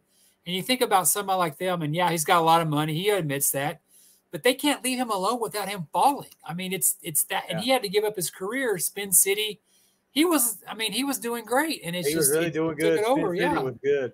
Yeah. But and look, this is something he chose to do. He chose a lot of these times not to take. He had medication that could help. I mean, not cure it, but it could help. With the shaking and stuff like that. But he chose not to do it just to set an example of what he has to go through and to try to raise funds for research. Yeah, but there were people that accused him of faking it, which was bullshit. Yeah, ridiculous. But yeah, so I'm glad we look. TV shows and movies, we have agreed on the top one. There's still hope for us yet. We're 2 for 4 so far. Yeah. So what are we doing? Let's go to songs. We'll do albums last. All right, you go first this time. A couple people do this song, and I tell people that this version is my favorite. And it's not because he's from Texas. But this is originally an Elvis song, but it's done by Willie Nelson. We got to win this race. It's done by Willie Nelson. It's called Always on My Mind. Yeah. I love the Elvis version, don't get me wrong. But the Willie Nelson version of this song, it just always on. I don't know how to say it. It's just, I mean, if people tell me, you think it's better than Elvis? I go, I love Willie Nelson, first of all. And I just think his version's better. And it's just a great song, Always on My Mind. Okay. I can go along with that. Yeah, it was a good version. It just, and at the time I didn't know Elvis had done a version of it when Willie Nelson's version came out. You didn't have all the internet to go back and look. Well, who did he did? Somebody else did this song. But the Elvis version is great, but the Willie Nelson with Willie, you're either I think I can see people aren't fans of his because he's always been kind of slower, his renditions. But and I know our buddy will say George Jones is the greatest. I would put Willie Nelson above George Jones, but that's just my opinion. Oh yeah, we're gonna get a phone call. That's just my opinion. I love Willie Nelson though. Okay. Both great, by the way. Yeah. Number 5 for me. All girl band. They're L7? Yeah, L7. Yeah. They weren't even thought of. Hole's not an all girl band, everybody. Yeah. But and the perfect summer song back then. I'm talking about Vacation by the Go-Go's. I fell in love with Belinda Carlisle when I saw the Our Lips Are Sealed video. I mean, I was like, blah, blah, blah. And I just thought the Go-Go's were so great. How'd that go again, Stevie? Yeah. But, the video is so, I don't know what to think about the video. They show them. They're skiing. Yeah. Skiing. They're making it look like they're actually those ladies, and then they show close up to their face. Oh, it's not them? No, it's not really them. And this was actually written first by Kathy Valentine when she was in another band, the Textones, Vacation, and they picked this up. But it's a shame that the Go-Go's couldn't hold it together longer than they did in the 80s because, Belinda got so big too. Yeah, I mean, and that's what I'm saying. You imagine, I don't know if they wouldn't have been able to do the kind of stuff Belinda did on her own though. That was just not their music. They were more of a rock punk kind of band. Yeah, they were. Yeah, and Belinda was doing definitely pop music. But yeah, the Go-Go's for me. Vacation is number 5 for me. Number 4, we talked about it earlier. Love Will Turn You Around by the great Kenny Rogers. Yes. You can run, you can hide, which is funny because, I'm still single after those years. So I guess love never really turned me around. It's turned me on my ass and broke my heart, but it's never really quite turned me around. So I love the intro. I mean, I'm a big Kenny Rogers fan. We've talked about him in the past. Just another great song. I always think Kenny Rogers is the white man's Barry White. He definitely had to look for it, but yeah, Lady. great song. I love turning around. But if I had Aaron Gray knocking on my door, my ass would turn around too. You know? I'm turning around, or Diane Lane. Yeah, that was one of my honorable mentions. But really, yeah, definitely. And that's one of your favorite movies. Okay, yeah. Number 4 for me, and this was, and I hate to say it this way, but I wasn't past Kiss in the rock world. I mean, maybe a few of the hit songs that came out. This is what probably made me discover Van Halen off the Diver Down album, and it's a cover song, "Pretty Woman," Roy Orbison's "Pretty Woman." You know, and then when you hear "Pretty Woman," you're always thinking about "Intruder," which was a instrumental that Eddie Van Halen did. But it's, you know, the sounds it makes, you know, you can tell what is going there. You ain't got to be a rocket science. And if you watch the video, you hear that too. They're grouped together. What a creepy ass video. Those midgets attacking that poor lady.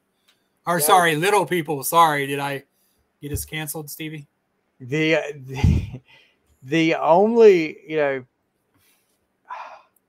I don't know. That was a disturbing video. The only thing, it was so hilarious with the different characters they played in that video. You know, Michael Anthony playing like, I want to sumo wrestle. He was like, that's in Hot for Teacher. Duh. He was like Genghis Khan or something.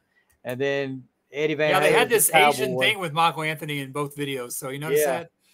Eddie Van Halen was a cowboy. Yeah. David Lee Roth was Napoleon. Jesus and then Christ. Alex was Tarzan, and they were going to rescue the girl. So yeah, but that was all over the radio back then, and that was how I got introduced to Van Halen. Diver Down is still one of my favorite Van Halen albums, just because of that. I wouldn't have discovered Van Halen for another 2 years. Jump was when 1984. That's when it got me. Yeah. I tell people that now, and they look at me like, "You didn't discover Van Halen till 1984." I was listening to Alabama and Glenn Campbell back in the day. I was just a little bit ahead of you. That's all. We're number 3? Yeah, number 3. Another movie we mentioned earlier. I talked about it. Eye of the Tiger, baby. You know, I want to get Eye of the Tiger and dance with Stevie on the beach, dude. Survivor, Eye of the Tiger. Real Men of Genius fame. Oh, gosh, yes. People don't realize the guy that sang that song does Budweiser. Bud Light, Real Men of Genius. Careful, brother. Don't say Bud Light now. If you go back and listen to some of that stuff, you'll die laughing. Yeah, I mean funny. It's on TikTok a lot. The people do that. It's funny. We'll talk about those are some great commercials though. Eye of the Tiger. But that was a perfect song for the Rocky movie. But you could not escape it in 1982. No, it was all over the place. But I want to say in Men at Work. Down Under. Yeah. I want to say, was that? It seems like I heard that wasn't the original choice for a theme song for Rocky. Another One Bites the Dust was supposed to be the theme song for Rocky 3. Queen wouldn't let him have it. I'm reading it right here. That was stupid. The song was written by survivor guitarist Frankie Sullivan, blah, blah, and it was recorded at the request of Rocky 3 star writer director Sylvester Stallone after Queen denied him permission to use Another One Bites the Dust, the song he intended as a Rocky 3 I don't know if that would have been as well, because that song had been out for a year already. So yeah. I think Eye of the Tiger was a great choice. And I mean, he wrote it into the Another One Bites the Dust. That came out in what, 80, 81? Yeah. You know, Brian Mays, what a rocket scientist. Boy, he messed up on that one, didn't he? Well, that'll make an appearance a little bit further up on my list. All right. My number 3, and you're gonna probably laugh at this. Oh wait. It hasn't happened yet. Oh, sorry. I was preparing myself. Laura Branigan, Gloria. Ain't nothing wrong with that. That's a badass song, dude. Laura Branigan, I mean, such a great artist. I got a chance to interview her. How do we call it? She passed away. She's gone. She passed away, right? Passed away. Yeah, she passed away. What was that other song she had out? Solitaire, Self-Control. Self-Control. I saw the video the other day, and I was thinking how hot she was. Yeah, poor thing. Wow, I didn't know she died in 2004. She was only 52. 52. But yeah, I got a chance to interview her. I don't know what the proper name is. Legacy representative for her now, Miss Kathy Keto Golick. And some of the stories she was talking about, Gloria went to have another life of its own with the St. Louis Blues hockey team. They used that as their theme song when they won the Stanley Cup, which she still gets invited back every year to, and they gave, they had her, she had a jersey, a Brannigan jersey. They got all behind that. That was really like awesome. That was their, and the story she told me, they were in a bar. The Blues players were in a bar and heard that song, and they're like, that needs to be our theme song. And after that, they went from like playing like crap to winning a Stanley Cup. So, and she was there in the Stanley Cup playoffs. That girl had a hell of a voice. Wow, that's a great. Yeah. Those songs are great. You listen to her on Solitaire. That is probably my favorite Laura Branigan song right there. But Solitaire, when she hits some of these high notes, or some of the, you can just hear the strength in her voice, and just a shame that her life got cut short so tragically. But yeah, number 3 for me is Gloria. Number 2, one of the biggest but very cool boy bands of the 80s. Oh gosh. I saw this video. This is the first video I saw, but I think it's like I don't know if Girls on Film was maybe the video before this. I don't know. But Rio, her name is Rio, and she dances on the sand. I remember my uncle coming to me and go, "Hey, have you heard that song by Duran Duran?" And yeah. And I was getting into music this time, and I just did, like, they're on the boat and everything. But I always, of course, I loved Indiana Jones, but all their videos, Union of the Snake, the Reflex, all that, not the Reflex, Under Like the Wolf. They all look like Indiana Jones, like they were off in foreign lands doing. And I love, and I know they got to be but I love Duran Duran. They're a great band. Oh, look, I got into Duran Duran after what Wild Boys. Yeah, but it was cool back then, is because you could like this kind of band without being called it, like when later stuff happened. Oh, you're you know what I mean? Yeah. And that was mostly with the metal bands, but yeah, Duran Duran, just great band, and they're going on a tour again. Simon Le Bon's actually one of the guests on Dolly Parton's album. So, which is the one he's got pancreatic cancer. Is it Andy Taylor? Yeah, I remember that guy. Andy Taylor.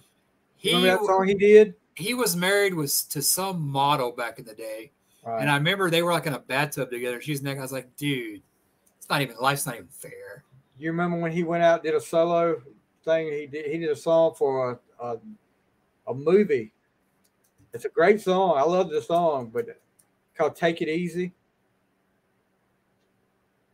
I have to look it up. You have to look up. Okay. This was after the Olympics of '84. So everybody was in love with the whole Mary Lou Retton gymnast thing. The men's side, Mitch Gaylord, you remember him? I remember Mary Lou Retton. That's the only one I remember. Mary Lou Retton. Well, Mitch Gaylord was a big star on the men's side. He did a movie, and yeah, he was a gymnast. It's called American Anthem. What is Wayne Gretzky's wife's name? You remember her? Mrs. Gretzky? Yeah, that's her. I don't know. Hot. And she was. Oh, I don't doubt it. His daughter's hot, so I don't doubt it. Let me see what her name is before I get any American Anthem. It was a terrible movie, but the song was great. Okay, Janet Jones. Yeah, that's right. Mitch Gaylord. Let's see. Michelle Phillips from Mamas and the Papas was in it. Another hottie. She played his mom. But yeah, go back and listen to that song. Andy Taylor, Take It Easy. Yeah, great. All right. Number 2 for me is the late, great, beautiful Olivia Newton-John, Physical, all over the place. And yeah, we're not going to talk about the video that people were. I know you're getting a little smile on your face about that. Well, you look at that video and how it was so controversial, and it's like nothing now. Yeah, nothing. But this is something you'll like here. The song was produced by John Farr and written by Steve Kipner and Terry Shattuck, who had originally intended to offer it to Rod Stewart. Wow, I can't imagine that. The song had also been offered to Tina Turner, but when she declined, it was given to Olivia Newton-John. Good choice. Can you imagine Rod Stewart singing Physical? And what about him wearing that headband? Well, he does. Like, he's got a live album called Absolutely Live, and he's wearing that headband like Olivia. But yeah, I think Rod at the time was trying to get away from the whole "Do you think I'm sexy?" Yeah. Why he did Infatuation, why he did stuff like that, more rock stuff. So but that's probably why he turned it down. This spent 10 weeks at number 1. I remember they had an ABC special, and just people lost their shit. Yeah, and the guitar solo. I bet you don't know who does that. Steve Lukather from Toto did the guitar solo. A very underrated guitar player right there. But I told you I saw her a few years ago, right? And she kept talking about her guitar player, and it was Andy Timmons from Danger Danger. Yeah. He was her guitar player for a long time. And it was like, she said the name. I was like, how do I know that name? And bang, bang. Oh, okay. Rest her, God. Just God, I mean, I don't know. Olivia Newton-John. I always say that she was my first crush, but I was thinking that maybe it may have been Jessica Lange because King Kong predated. All I know, I was in the blondes, I guess. So both of them got me going. I was definitely head over heels for her in Grease. So yeah, I know that was probably the first one. But you're one of those people that like the second one. Then. Yeah, I like the second one. I like Michelle Pfeiffer. That's about it. It was good. I mean, it wasn't a copy. Are you watching the new Pink Ladies, Stevie? I actually started watching that, and I was like, okay, this is going to take a little, you know who was a hottie on that? You know who was a hottie on that show on Grease too? Who? She ended up being Chrissy McNichol's sister on Empty Nest. The one with all the Donna boyfriends. God, she was hot too. You realize Judy Garland's daughter was in that movie? Lorna Luft. Didn't we have something when we did a text message about Judy Garland's daughter? And I was like, Stevie, you like Liza Minnelli? Remember that? You were talking about you were like, I like Liza Minnelli. No, doofus. I know she's not in Grease. Dude, you know, Judy Garland, Judy Garland was hot too, man. But after oh my gosh. She was funny. That was so funny. Liza Minnelli, Steve? I didn't know. I'm looking at a picture of her right now, Lorna Luft. She is wow. She is 70 years old now. That is unbelievable. She's aged. We all have. Oh yeah, definitely. All right, so number 1 for you. My number 1 for me, I remember hearing this artist when I was living in Missouri as a kid. Because we didn't have Walkmans or anything. We had tape recorders, and we would record our music and listen to our physical tape decks there on the radio. And I remember that I got a Donkey Kong game, a Donkey Kong video game. And I remember my dad was on some trip that video games were bad and they going to take over the world and computers were bad. And little did he know. And so I had this game and I was like, oh no. So I ended up trading this game for a tape recorder and this album was, or cassette, I guess. And the big song, I the big song was not my favorite on this. The song that I liked about this album was a wrestling entrance song back when wrestlers used real songs. The long lost cousin Lance Von Erich, "Hurts So Good," John Cougar Mellencamp. Oh my gosh! Don't you remember that? He came out to "Hurt So Good," like the I brothers would come out to Rush and Ted Nugent. Yeah, but Lance Von Erich came out to "Hurt So Good" by John Cougar Mellencamp. So that's my number one for 1982. Talking about the fake Von Erich. They even go back and say that now, the fake Von Erich. So I don't know what he did to make them mad. Well, he looked as goofy as they did. So it's been quiet about the Von Erich movie that's getting ready to come out, but I did hear some the other day that people were saying, huh? It's still coming out. I haven't heard anything. Yeah, and people are that's with saying, your boy Zac Efron, right? That you were so happy about the casting. People are saying, I think Conrad Thompson on one of his 30 podcasts he does was talking about people were saying it's going to be huge, and everything that they've seen of it so far looks like it's going to be a great movie, because he was telling people, he's a big time memorabilia collector. He was telling people there. Didn't they say the same thing about spinning gold? Oh, nobody said that, right? Nobody said that. But he was telling people, you need to go invest in Von Erich merchandise, because it's going to be worth a lot more after this movie comes out. Dude, but they were so regional. I mean, now they were big down here, but they were so like, I remember Jericho did an interview, and he hadn't even heard of them. So, yeah, maybe. I think the Hulk Hogan movie will be big, but I don't see that. Maybe everybody knows the Hulk Hogan story. Isn't Thor playing him or something? Yeah, nobody knows. No, not like you said. Not a lot of people know the Von Erich story. I don't think it's going to be. I mean, it'll be. If they do it the right way, it could be big. Just because it just happened. If they do it, it happened in real life. And yeah, but they're not the household story that. No, but still, I don't. Yeah. There's a way to get it over.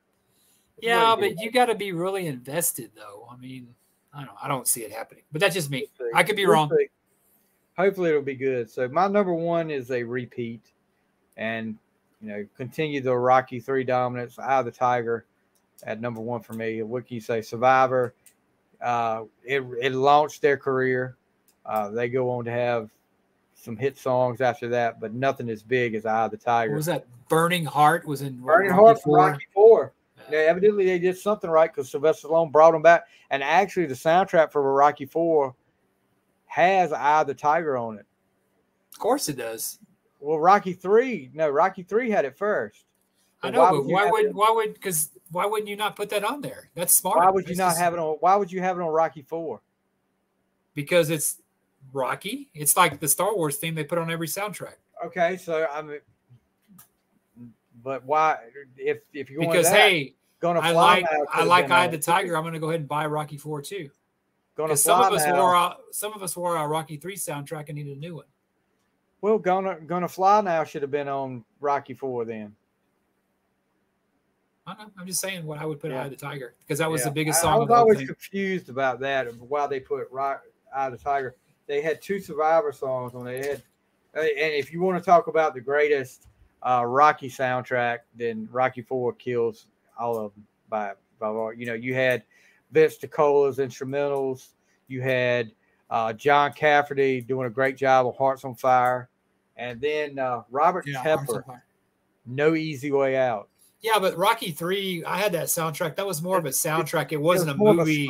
Yeah, exactly. Yeah, it was more of a score. I bought that. I bought Rocky III soundtrack.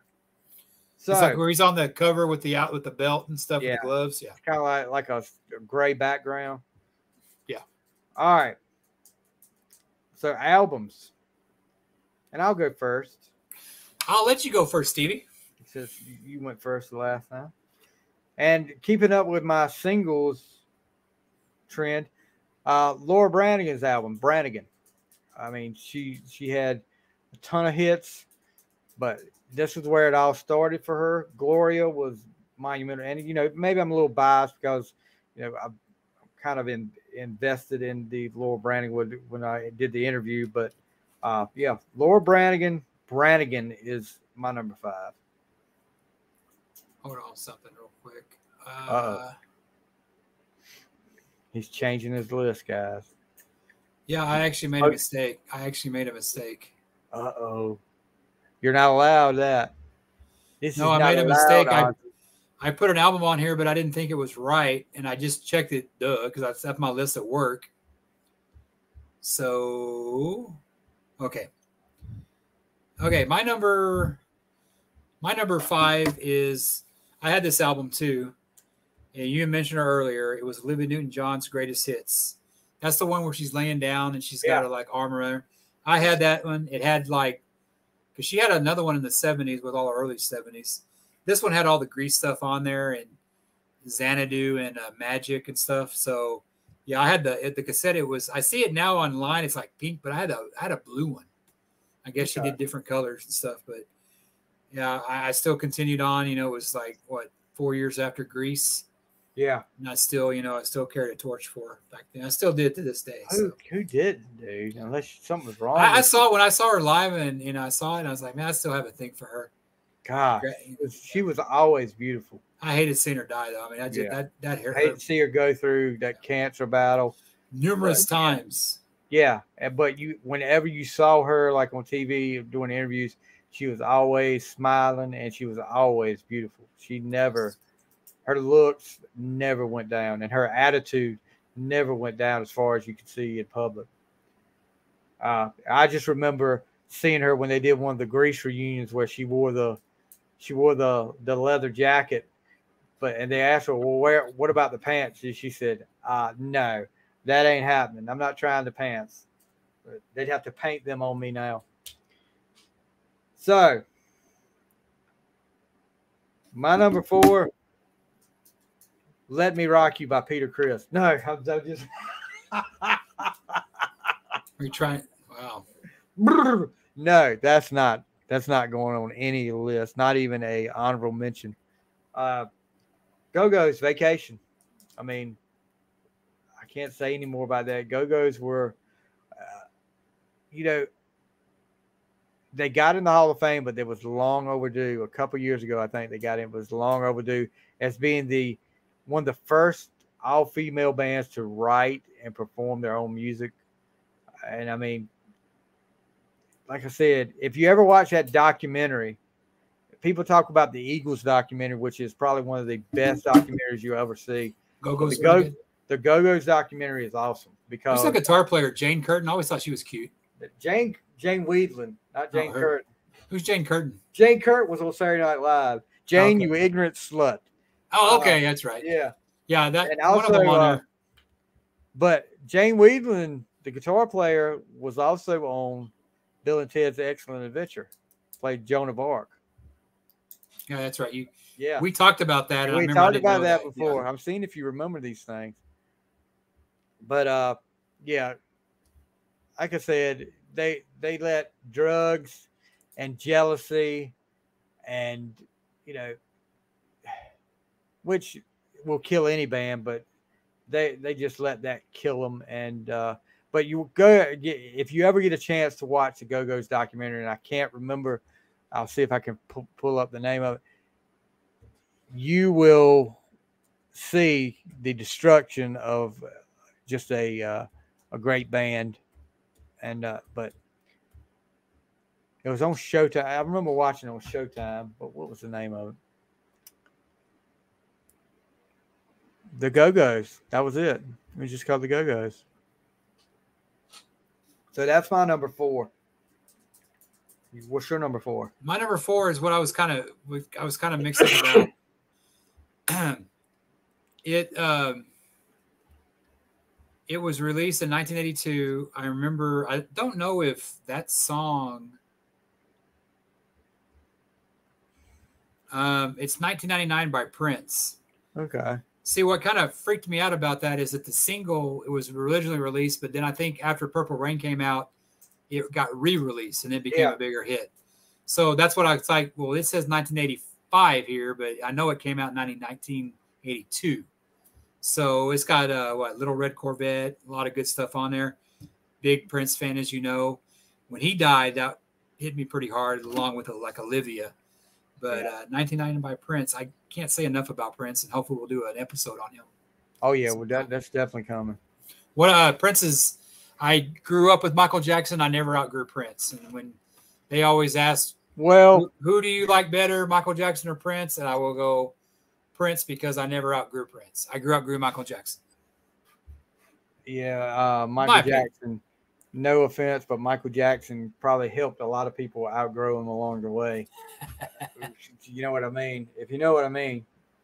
But it's funny you mention him because my number 3, and people probably think I'm crazy for it because it's one of the greatest albums of all time, but it's only my number 3 in 1982. It's Thriller. Huge album, man. Let me tell you, bud, I bought in big time on the Michael Jackson craze when Thriller came out. That's when I started, cutting yards around town to make money in the summer, saved my money, bought the Thriller album. And, then my dad was like a novelty salesman then. So of course they would get Michael Jackson stuff, and there was some stuff he had that was left over or something like that. He had a box full of different Michael Jackson stuff, and I kept that. And everybody just bought into the Michael Jackson. He had a guest on Rockwell. Somebody's Watching Me, which would have been a train wreck if he wasn't on it. That was the only reason that song made top 20. It always reminds me of that damn Geico commercial for so long. And then he guessed on his brother Jermaine's album. Tell Me I'm Not Dreaming. Paul McCartney was on. They went on each other's albums. The Girl Is Mine, and then Say. But there was Michael Jackson mania, and I was into it. And then they did the Victory Tour, and like you said, you didn't outgrow Prince. I didn't outgrow Prince either because Prince was still cool. And I know I'll tick off some Michael Jackson fans here. Michael Jackson became not cool after a while. And he was still putting out good music, but allegedly. Yeah, I did. I mean, he wasn't allegedly not cool to me. He was not cool to me. And I'm not talking about the accusations. I'm talking about the strange things he was doing. I actually liked him up to when he did Remember the Time or Black and White. I thought that was cool, but after that, I think I kind of started. But I liked Scream. I like Black or White. I like Remember the Time. There was few and far between songs after. But I thought, did you outgrow him after Thriller, or did you like the Bad? No, I like Bad.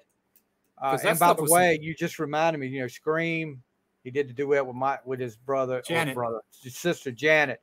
Janet turned 57 today. Yeah. And they had a baby at 50, didn't she, or something like that? Yeah, they had pictures of her backstage. Of course, Janet played Penny on Good Times. Yeah. They had pictures of her backstage. She had a special guest. Was Michael from Good Times was backstage. JJ Walker, baby. No, yeah, I posted this was Michael though. Oh, Michael. Yeah, JJ. This is somebody you hadn't seen in public. Oh wow, yeah. It's posted on the Fly Facebook page if you want to see what he looks like. He's got dreadlocks, but he looks good. You can tell it's Michael. I saw. He's aged well. I watched Bold and the Beautiful, and JJ Walker was on there. It's like Dynamite. But yeah, Thriller is probably going to be a lot of people's choices of one of the greatest albums of all time, and it is. But it's just number 3 for me right now. Okay, all right. No, my number 3 is not something that I would have listened to then, but now is probably, you know what I mean? Like, how you can like something back then, it sticks with you. Yeah. Back then, I wouldn't have known this, but now it's one of my favorite albums, and it gets a lot of hate from some people I know, special podcasts we listen to, and saying it's overrated. It's not overrated. Creatures of the freaking Night, dude. That is probably, that's got to be, oh God, it's in my definitely top 5 Kiss albums. Well, I didn't buy the box set though, but I like Creatures of the Night. I like Keep Me Coming.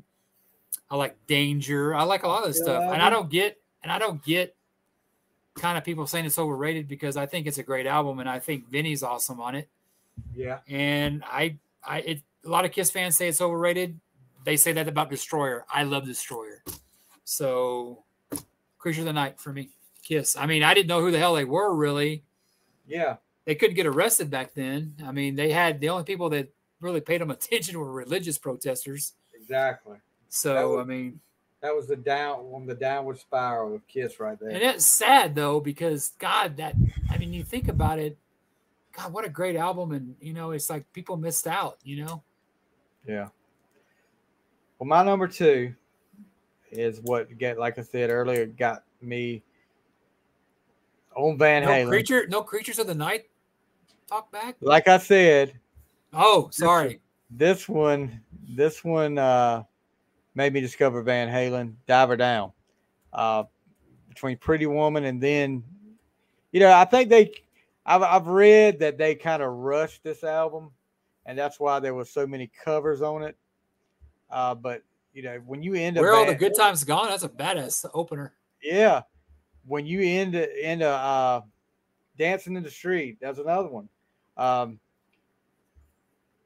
Well, you're not a big fan of the Bowie Jagger version? Jeez. But anytime you can end an album with Big Bad Bill is Sweet William Now. I thought Happy Trails ended the album. Happy Trails did end it, but Big Bad Bill was William Now, yeah. Yeah. But Happy Trails was another one. You can tell that's a Roth. That's just typical Roth, like, you know what I mean? Tongue-in-cheek stuff. Diver Down was named number 3 of the top 25 greatest rock guitar albums of 1982 in Guitar World. Well, it's my number 2, and there's a rock album ahead of it. So me and Guitar World are probably in the same wheelhouse there. But Diver Down for me was always one of my, like I said, one of my favorite Van Halen albums. But that's my number 2. Hold on a second, Stevie. Drum roll. Uh-oh. This is scary right here. I'm going to have to.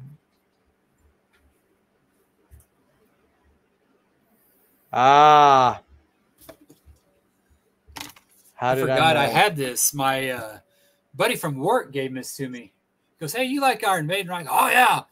And that's my number 2 right there. You got Invaders, Children of the Damned, The Prisoner, Number of the Beast, Run to the Hills, and I'll be that name. Iron Maiden scared the hell out of me back then. Love it now. I always thought that the Eddie on this one looked like that. Remember in Indiana Jones when the angel turns? Turns and like no, but when it was like, oh, she's beautiful, and she had that real pretty angelic face, and it turns to that. Yeah. I always saw this. Like that's like look, it's like in Indiana Jones. So you say Eddie's a woman. Number of the Beast, brother. Yeah. I didn't start getting into Maiden till somewhere in time. I wasn't a big Maiden fan until probably when Bruce came back. I liked Somewhere in Time because that was, even they kind of went glam, kind of like well, that was glam for Shot in the Dark for them, yeah. But I really got into them when Bruce came back. I think it was Your Time Shall Come. I know I saw him on that tour, and I've seen him twice since then. So I didn't really like them growing up, even though one of my best friends in high school, when I met him, he had that Can I Play with Madness, which was like the arm going through it. And I just started talking to him because he had an Iron Maiden shirt on. He's a bigger dork than I was. But I've gone to see Maiden twice with him. It's like, man, you come a long way. I go, yeah. He says, you're probably more into Maiden than I am. I go, I love Maiden. So, number 1 for me is a repeat. Creatures of the Freaking Night. Oh, hell yeah, Stevie. That's why I was like, and I wouldn't say anything a while ago. Because you were like, you just totally brushed it off. I was like, man, he must be one of those people that doesn't like it. No, heck no. This was like the return of Kiss. The Eric Carr, you talked a while ago about Vinny, but how about Eric Carr? Yeah. The drums, and everybody said, oh, this is a drums album. Hell yes, a drum album. Eric Carr kicks ass on this album. So, from And I Love It it's- Loud to War Yes. Machine, Keep Me Coming. Saint and Sinner, Yeah, I remember getting Rock and this Roll album. Hell. I remember getting this album at Christmas of the year it came out. And looking at the cover, I was just, and that's another thing, the cover. The cover is like Iconic. iconic. That's people talk about, and with good reason, talk about Rock and Roll Over. You talk about Destroyer, Love Gun, but Creatures has got one of those iconic covers as well.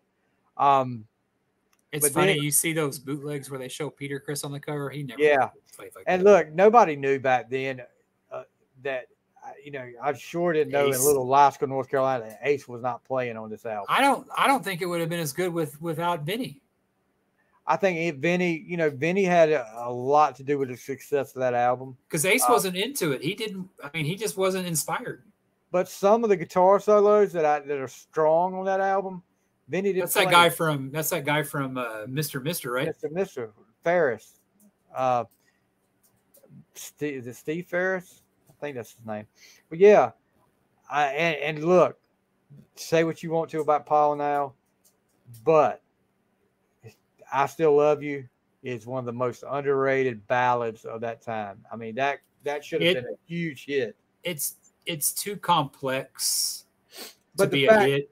It's too complex. Let me just say this. It's too complex to be a hit because for the longest time, I didn't like it because it's not, Tears Are Falling. Does that make sense? Yeah, I got you saying. It's a real complex song. It's not really a Kiss, like song. Great song, though, in my opinion. And I know people talk about Beth as a ballad, but Kiss and Makeup doing a ballad, this, especially at that time for me, didn't fit.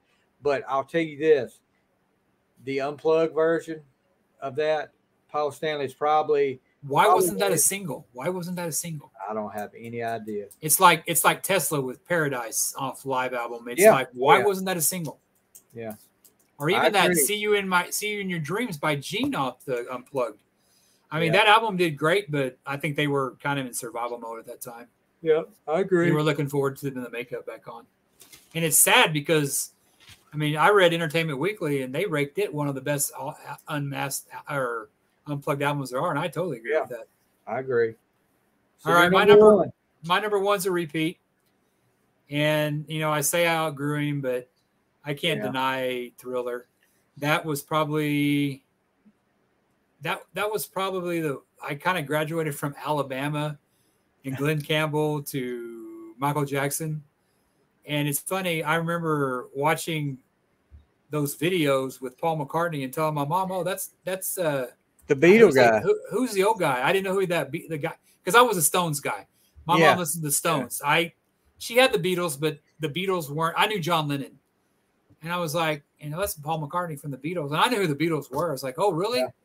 Yeah. And stuff like that. But Say was creepy about that video is that I'd have LaToya playing Michael's love interest. I go, "You're Michael Jackson budget. You can't get another woman for this." Not your sister. Yeah, but hey, whatever floats your boat, bro. But Thriller.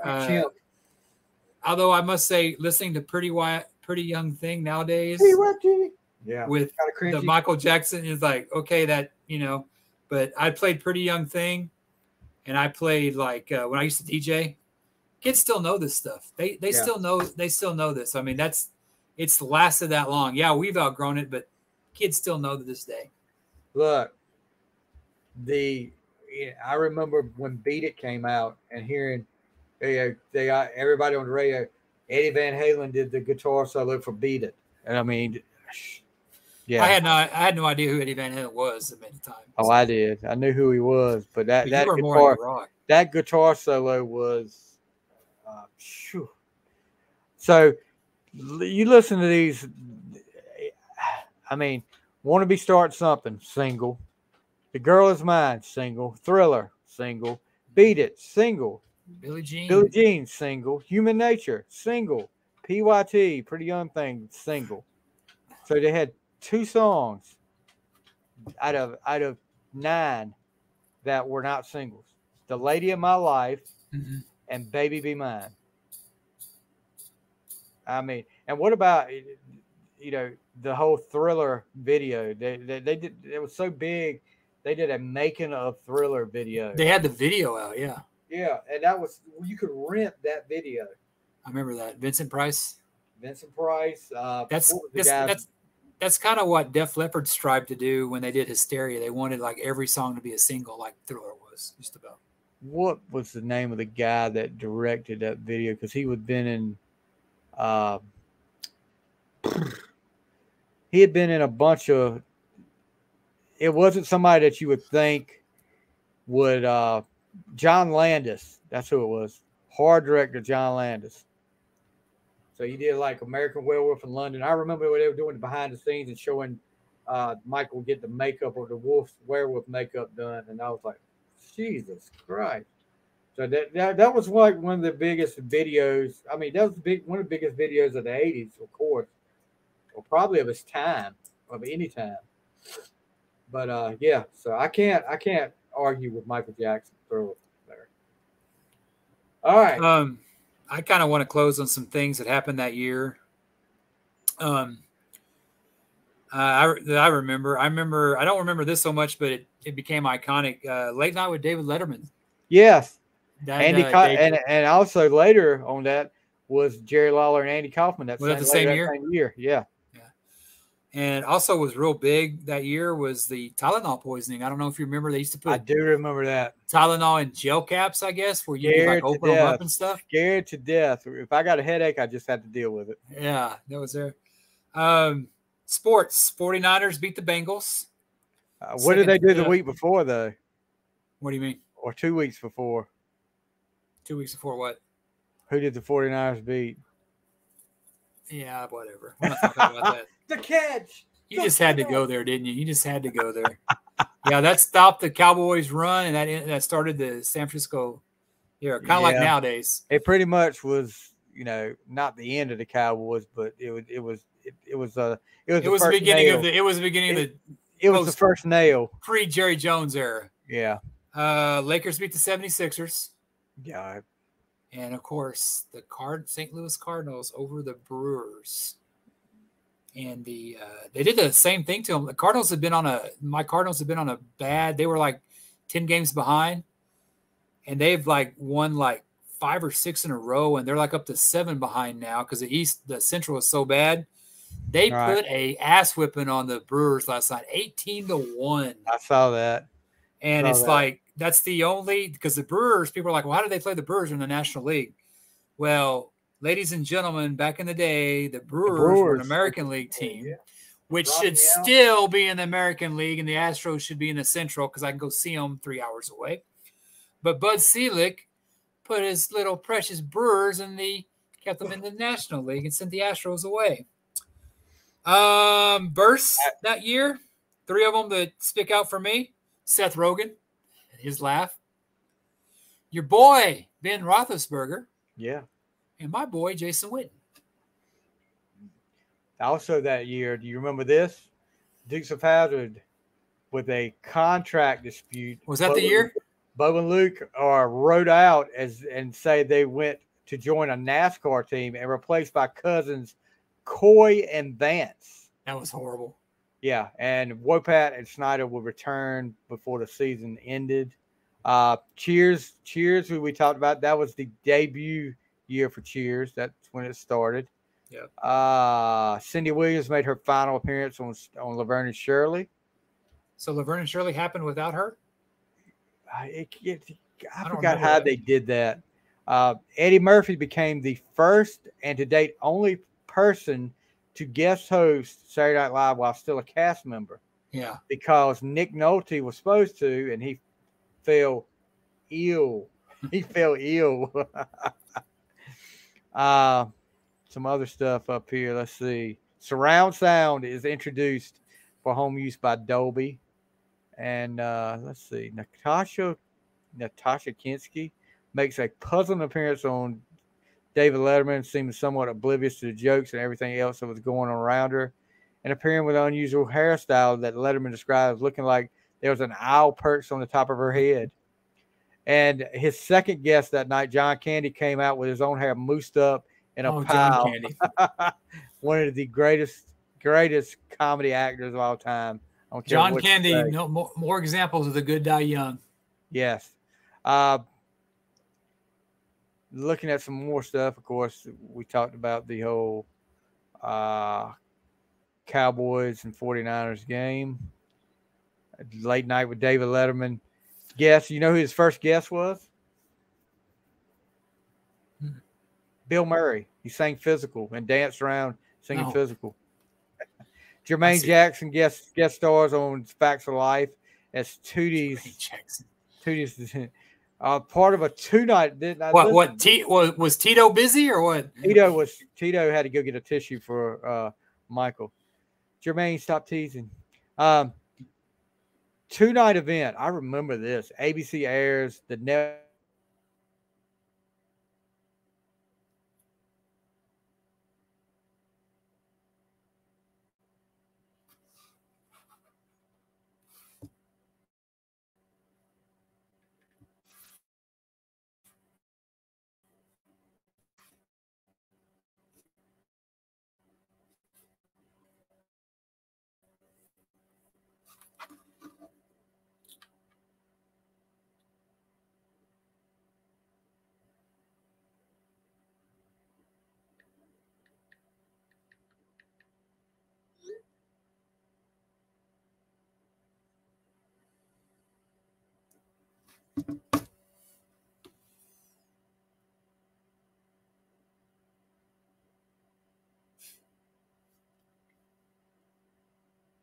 Well, it looks like Stevie lost his connection. Maybe he's going to try to get on. Just kind of finishing up the 1982 here. I guess we're still recording. Yeah, it's still recording. So when Stevie gets back on, talk about some other things in 1982. Sorry, I'm on the fly here, as we always do. 1982. Of course, Stevie mentioned the 49ers beating my Cowboys, going on the Super Bowl. Thriller was big. The breakup between AT&T Monopoly was ordered. I guess they were with Southwestern Bell at the time. So they ended up breaking up. First thing, David Letterman. I'm back here. I'm back. Yeah, Vietnam Veterans Memorial opened up in Washington, D.C. I was kind of talking, Stevie, about the I got you. AT&T had to break up. Just kind of wrapping it up here. So we've been going on for 2 hours there. So if you're still listening, we appreciate it. Yep. All right, guys. So next week we'll be back. We'll see what we come up with for next week. Maybe a top 10 list. Worden, I guess Stevie doesn't have a country haunted interview, so he's stuck with me next week, maybe. I'm stuck with Worden. I mean, if I had to pick between Noel and Worden, we know who you'd pick. I'd pick the girl too. Don't lie to me. But Noel was great. You know, we did our top 10. Trisha, is she the first? She was not the first. She wasn't the first Noel. Justin. Oh, shut up. Gotcha. But Noel is probably one of the few multiple time guests. I told her we got to get her on 5 times because we can do the Saturday Night Live 5-timers club. Cool. So she'll be back on. She's got some new music coming out soon, so we'll have her back on. But all right, guys, Worden, been a blast talking about 1982. So guess what's next? Guess what's next on this? 1989. Yeah. 1986. But we'll be back next week, guys, with something new. Maybe a top 10 list. We'll see. But we'll come up with something. You guys have a great week. Go Spurs, go, baby. Go Spurs, go. Don't screw up the number 1 pick. They already got it, so, you know. Yeah, don't screw it up. Yeah, watch them pick somebody else. Like, what? What the hell? What are you doing? Yeah, watch them trade back. Yeah, I know. But that might not be a bad thing. But anyway, all right, you guys have a great week. We'll see you next time on The Fly.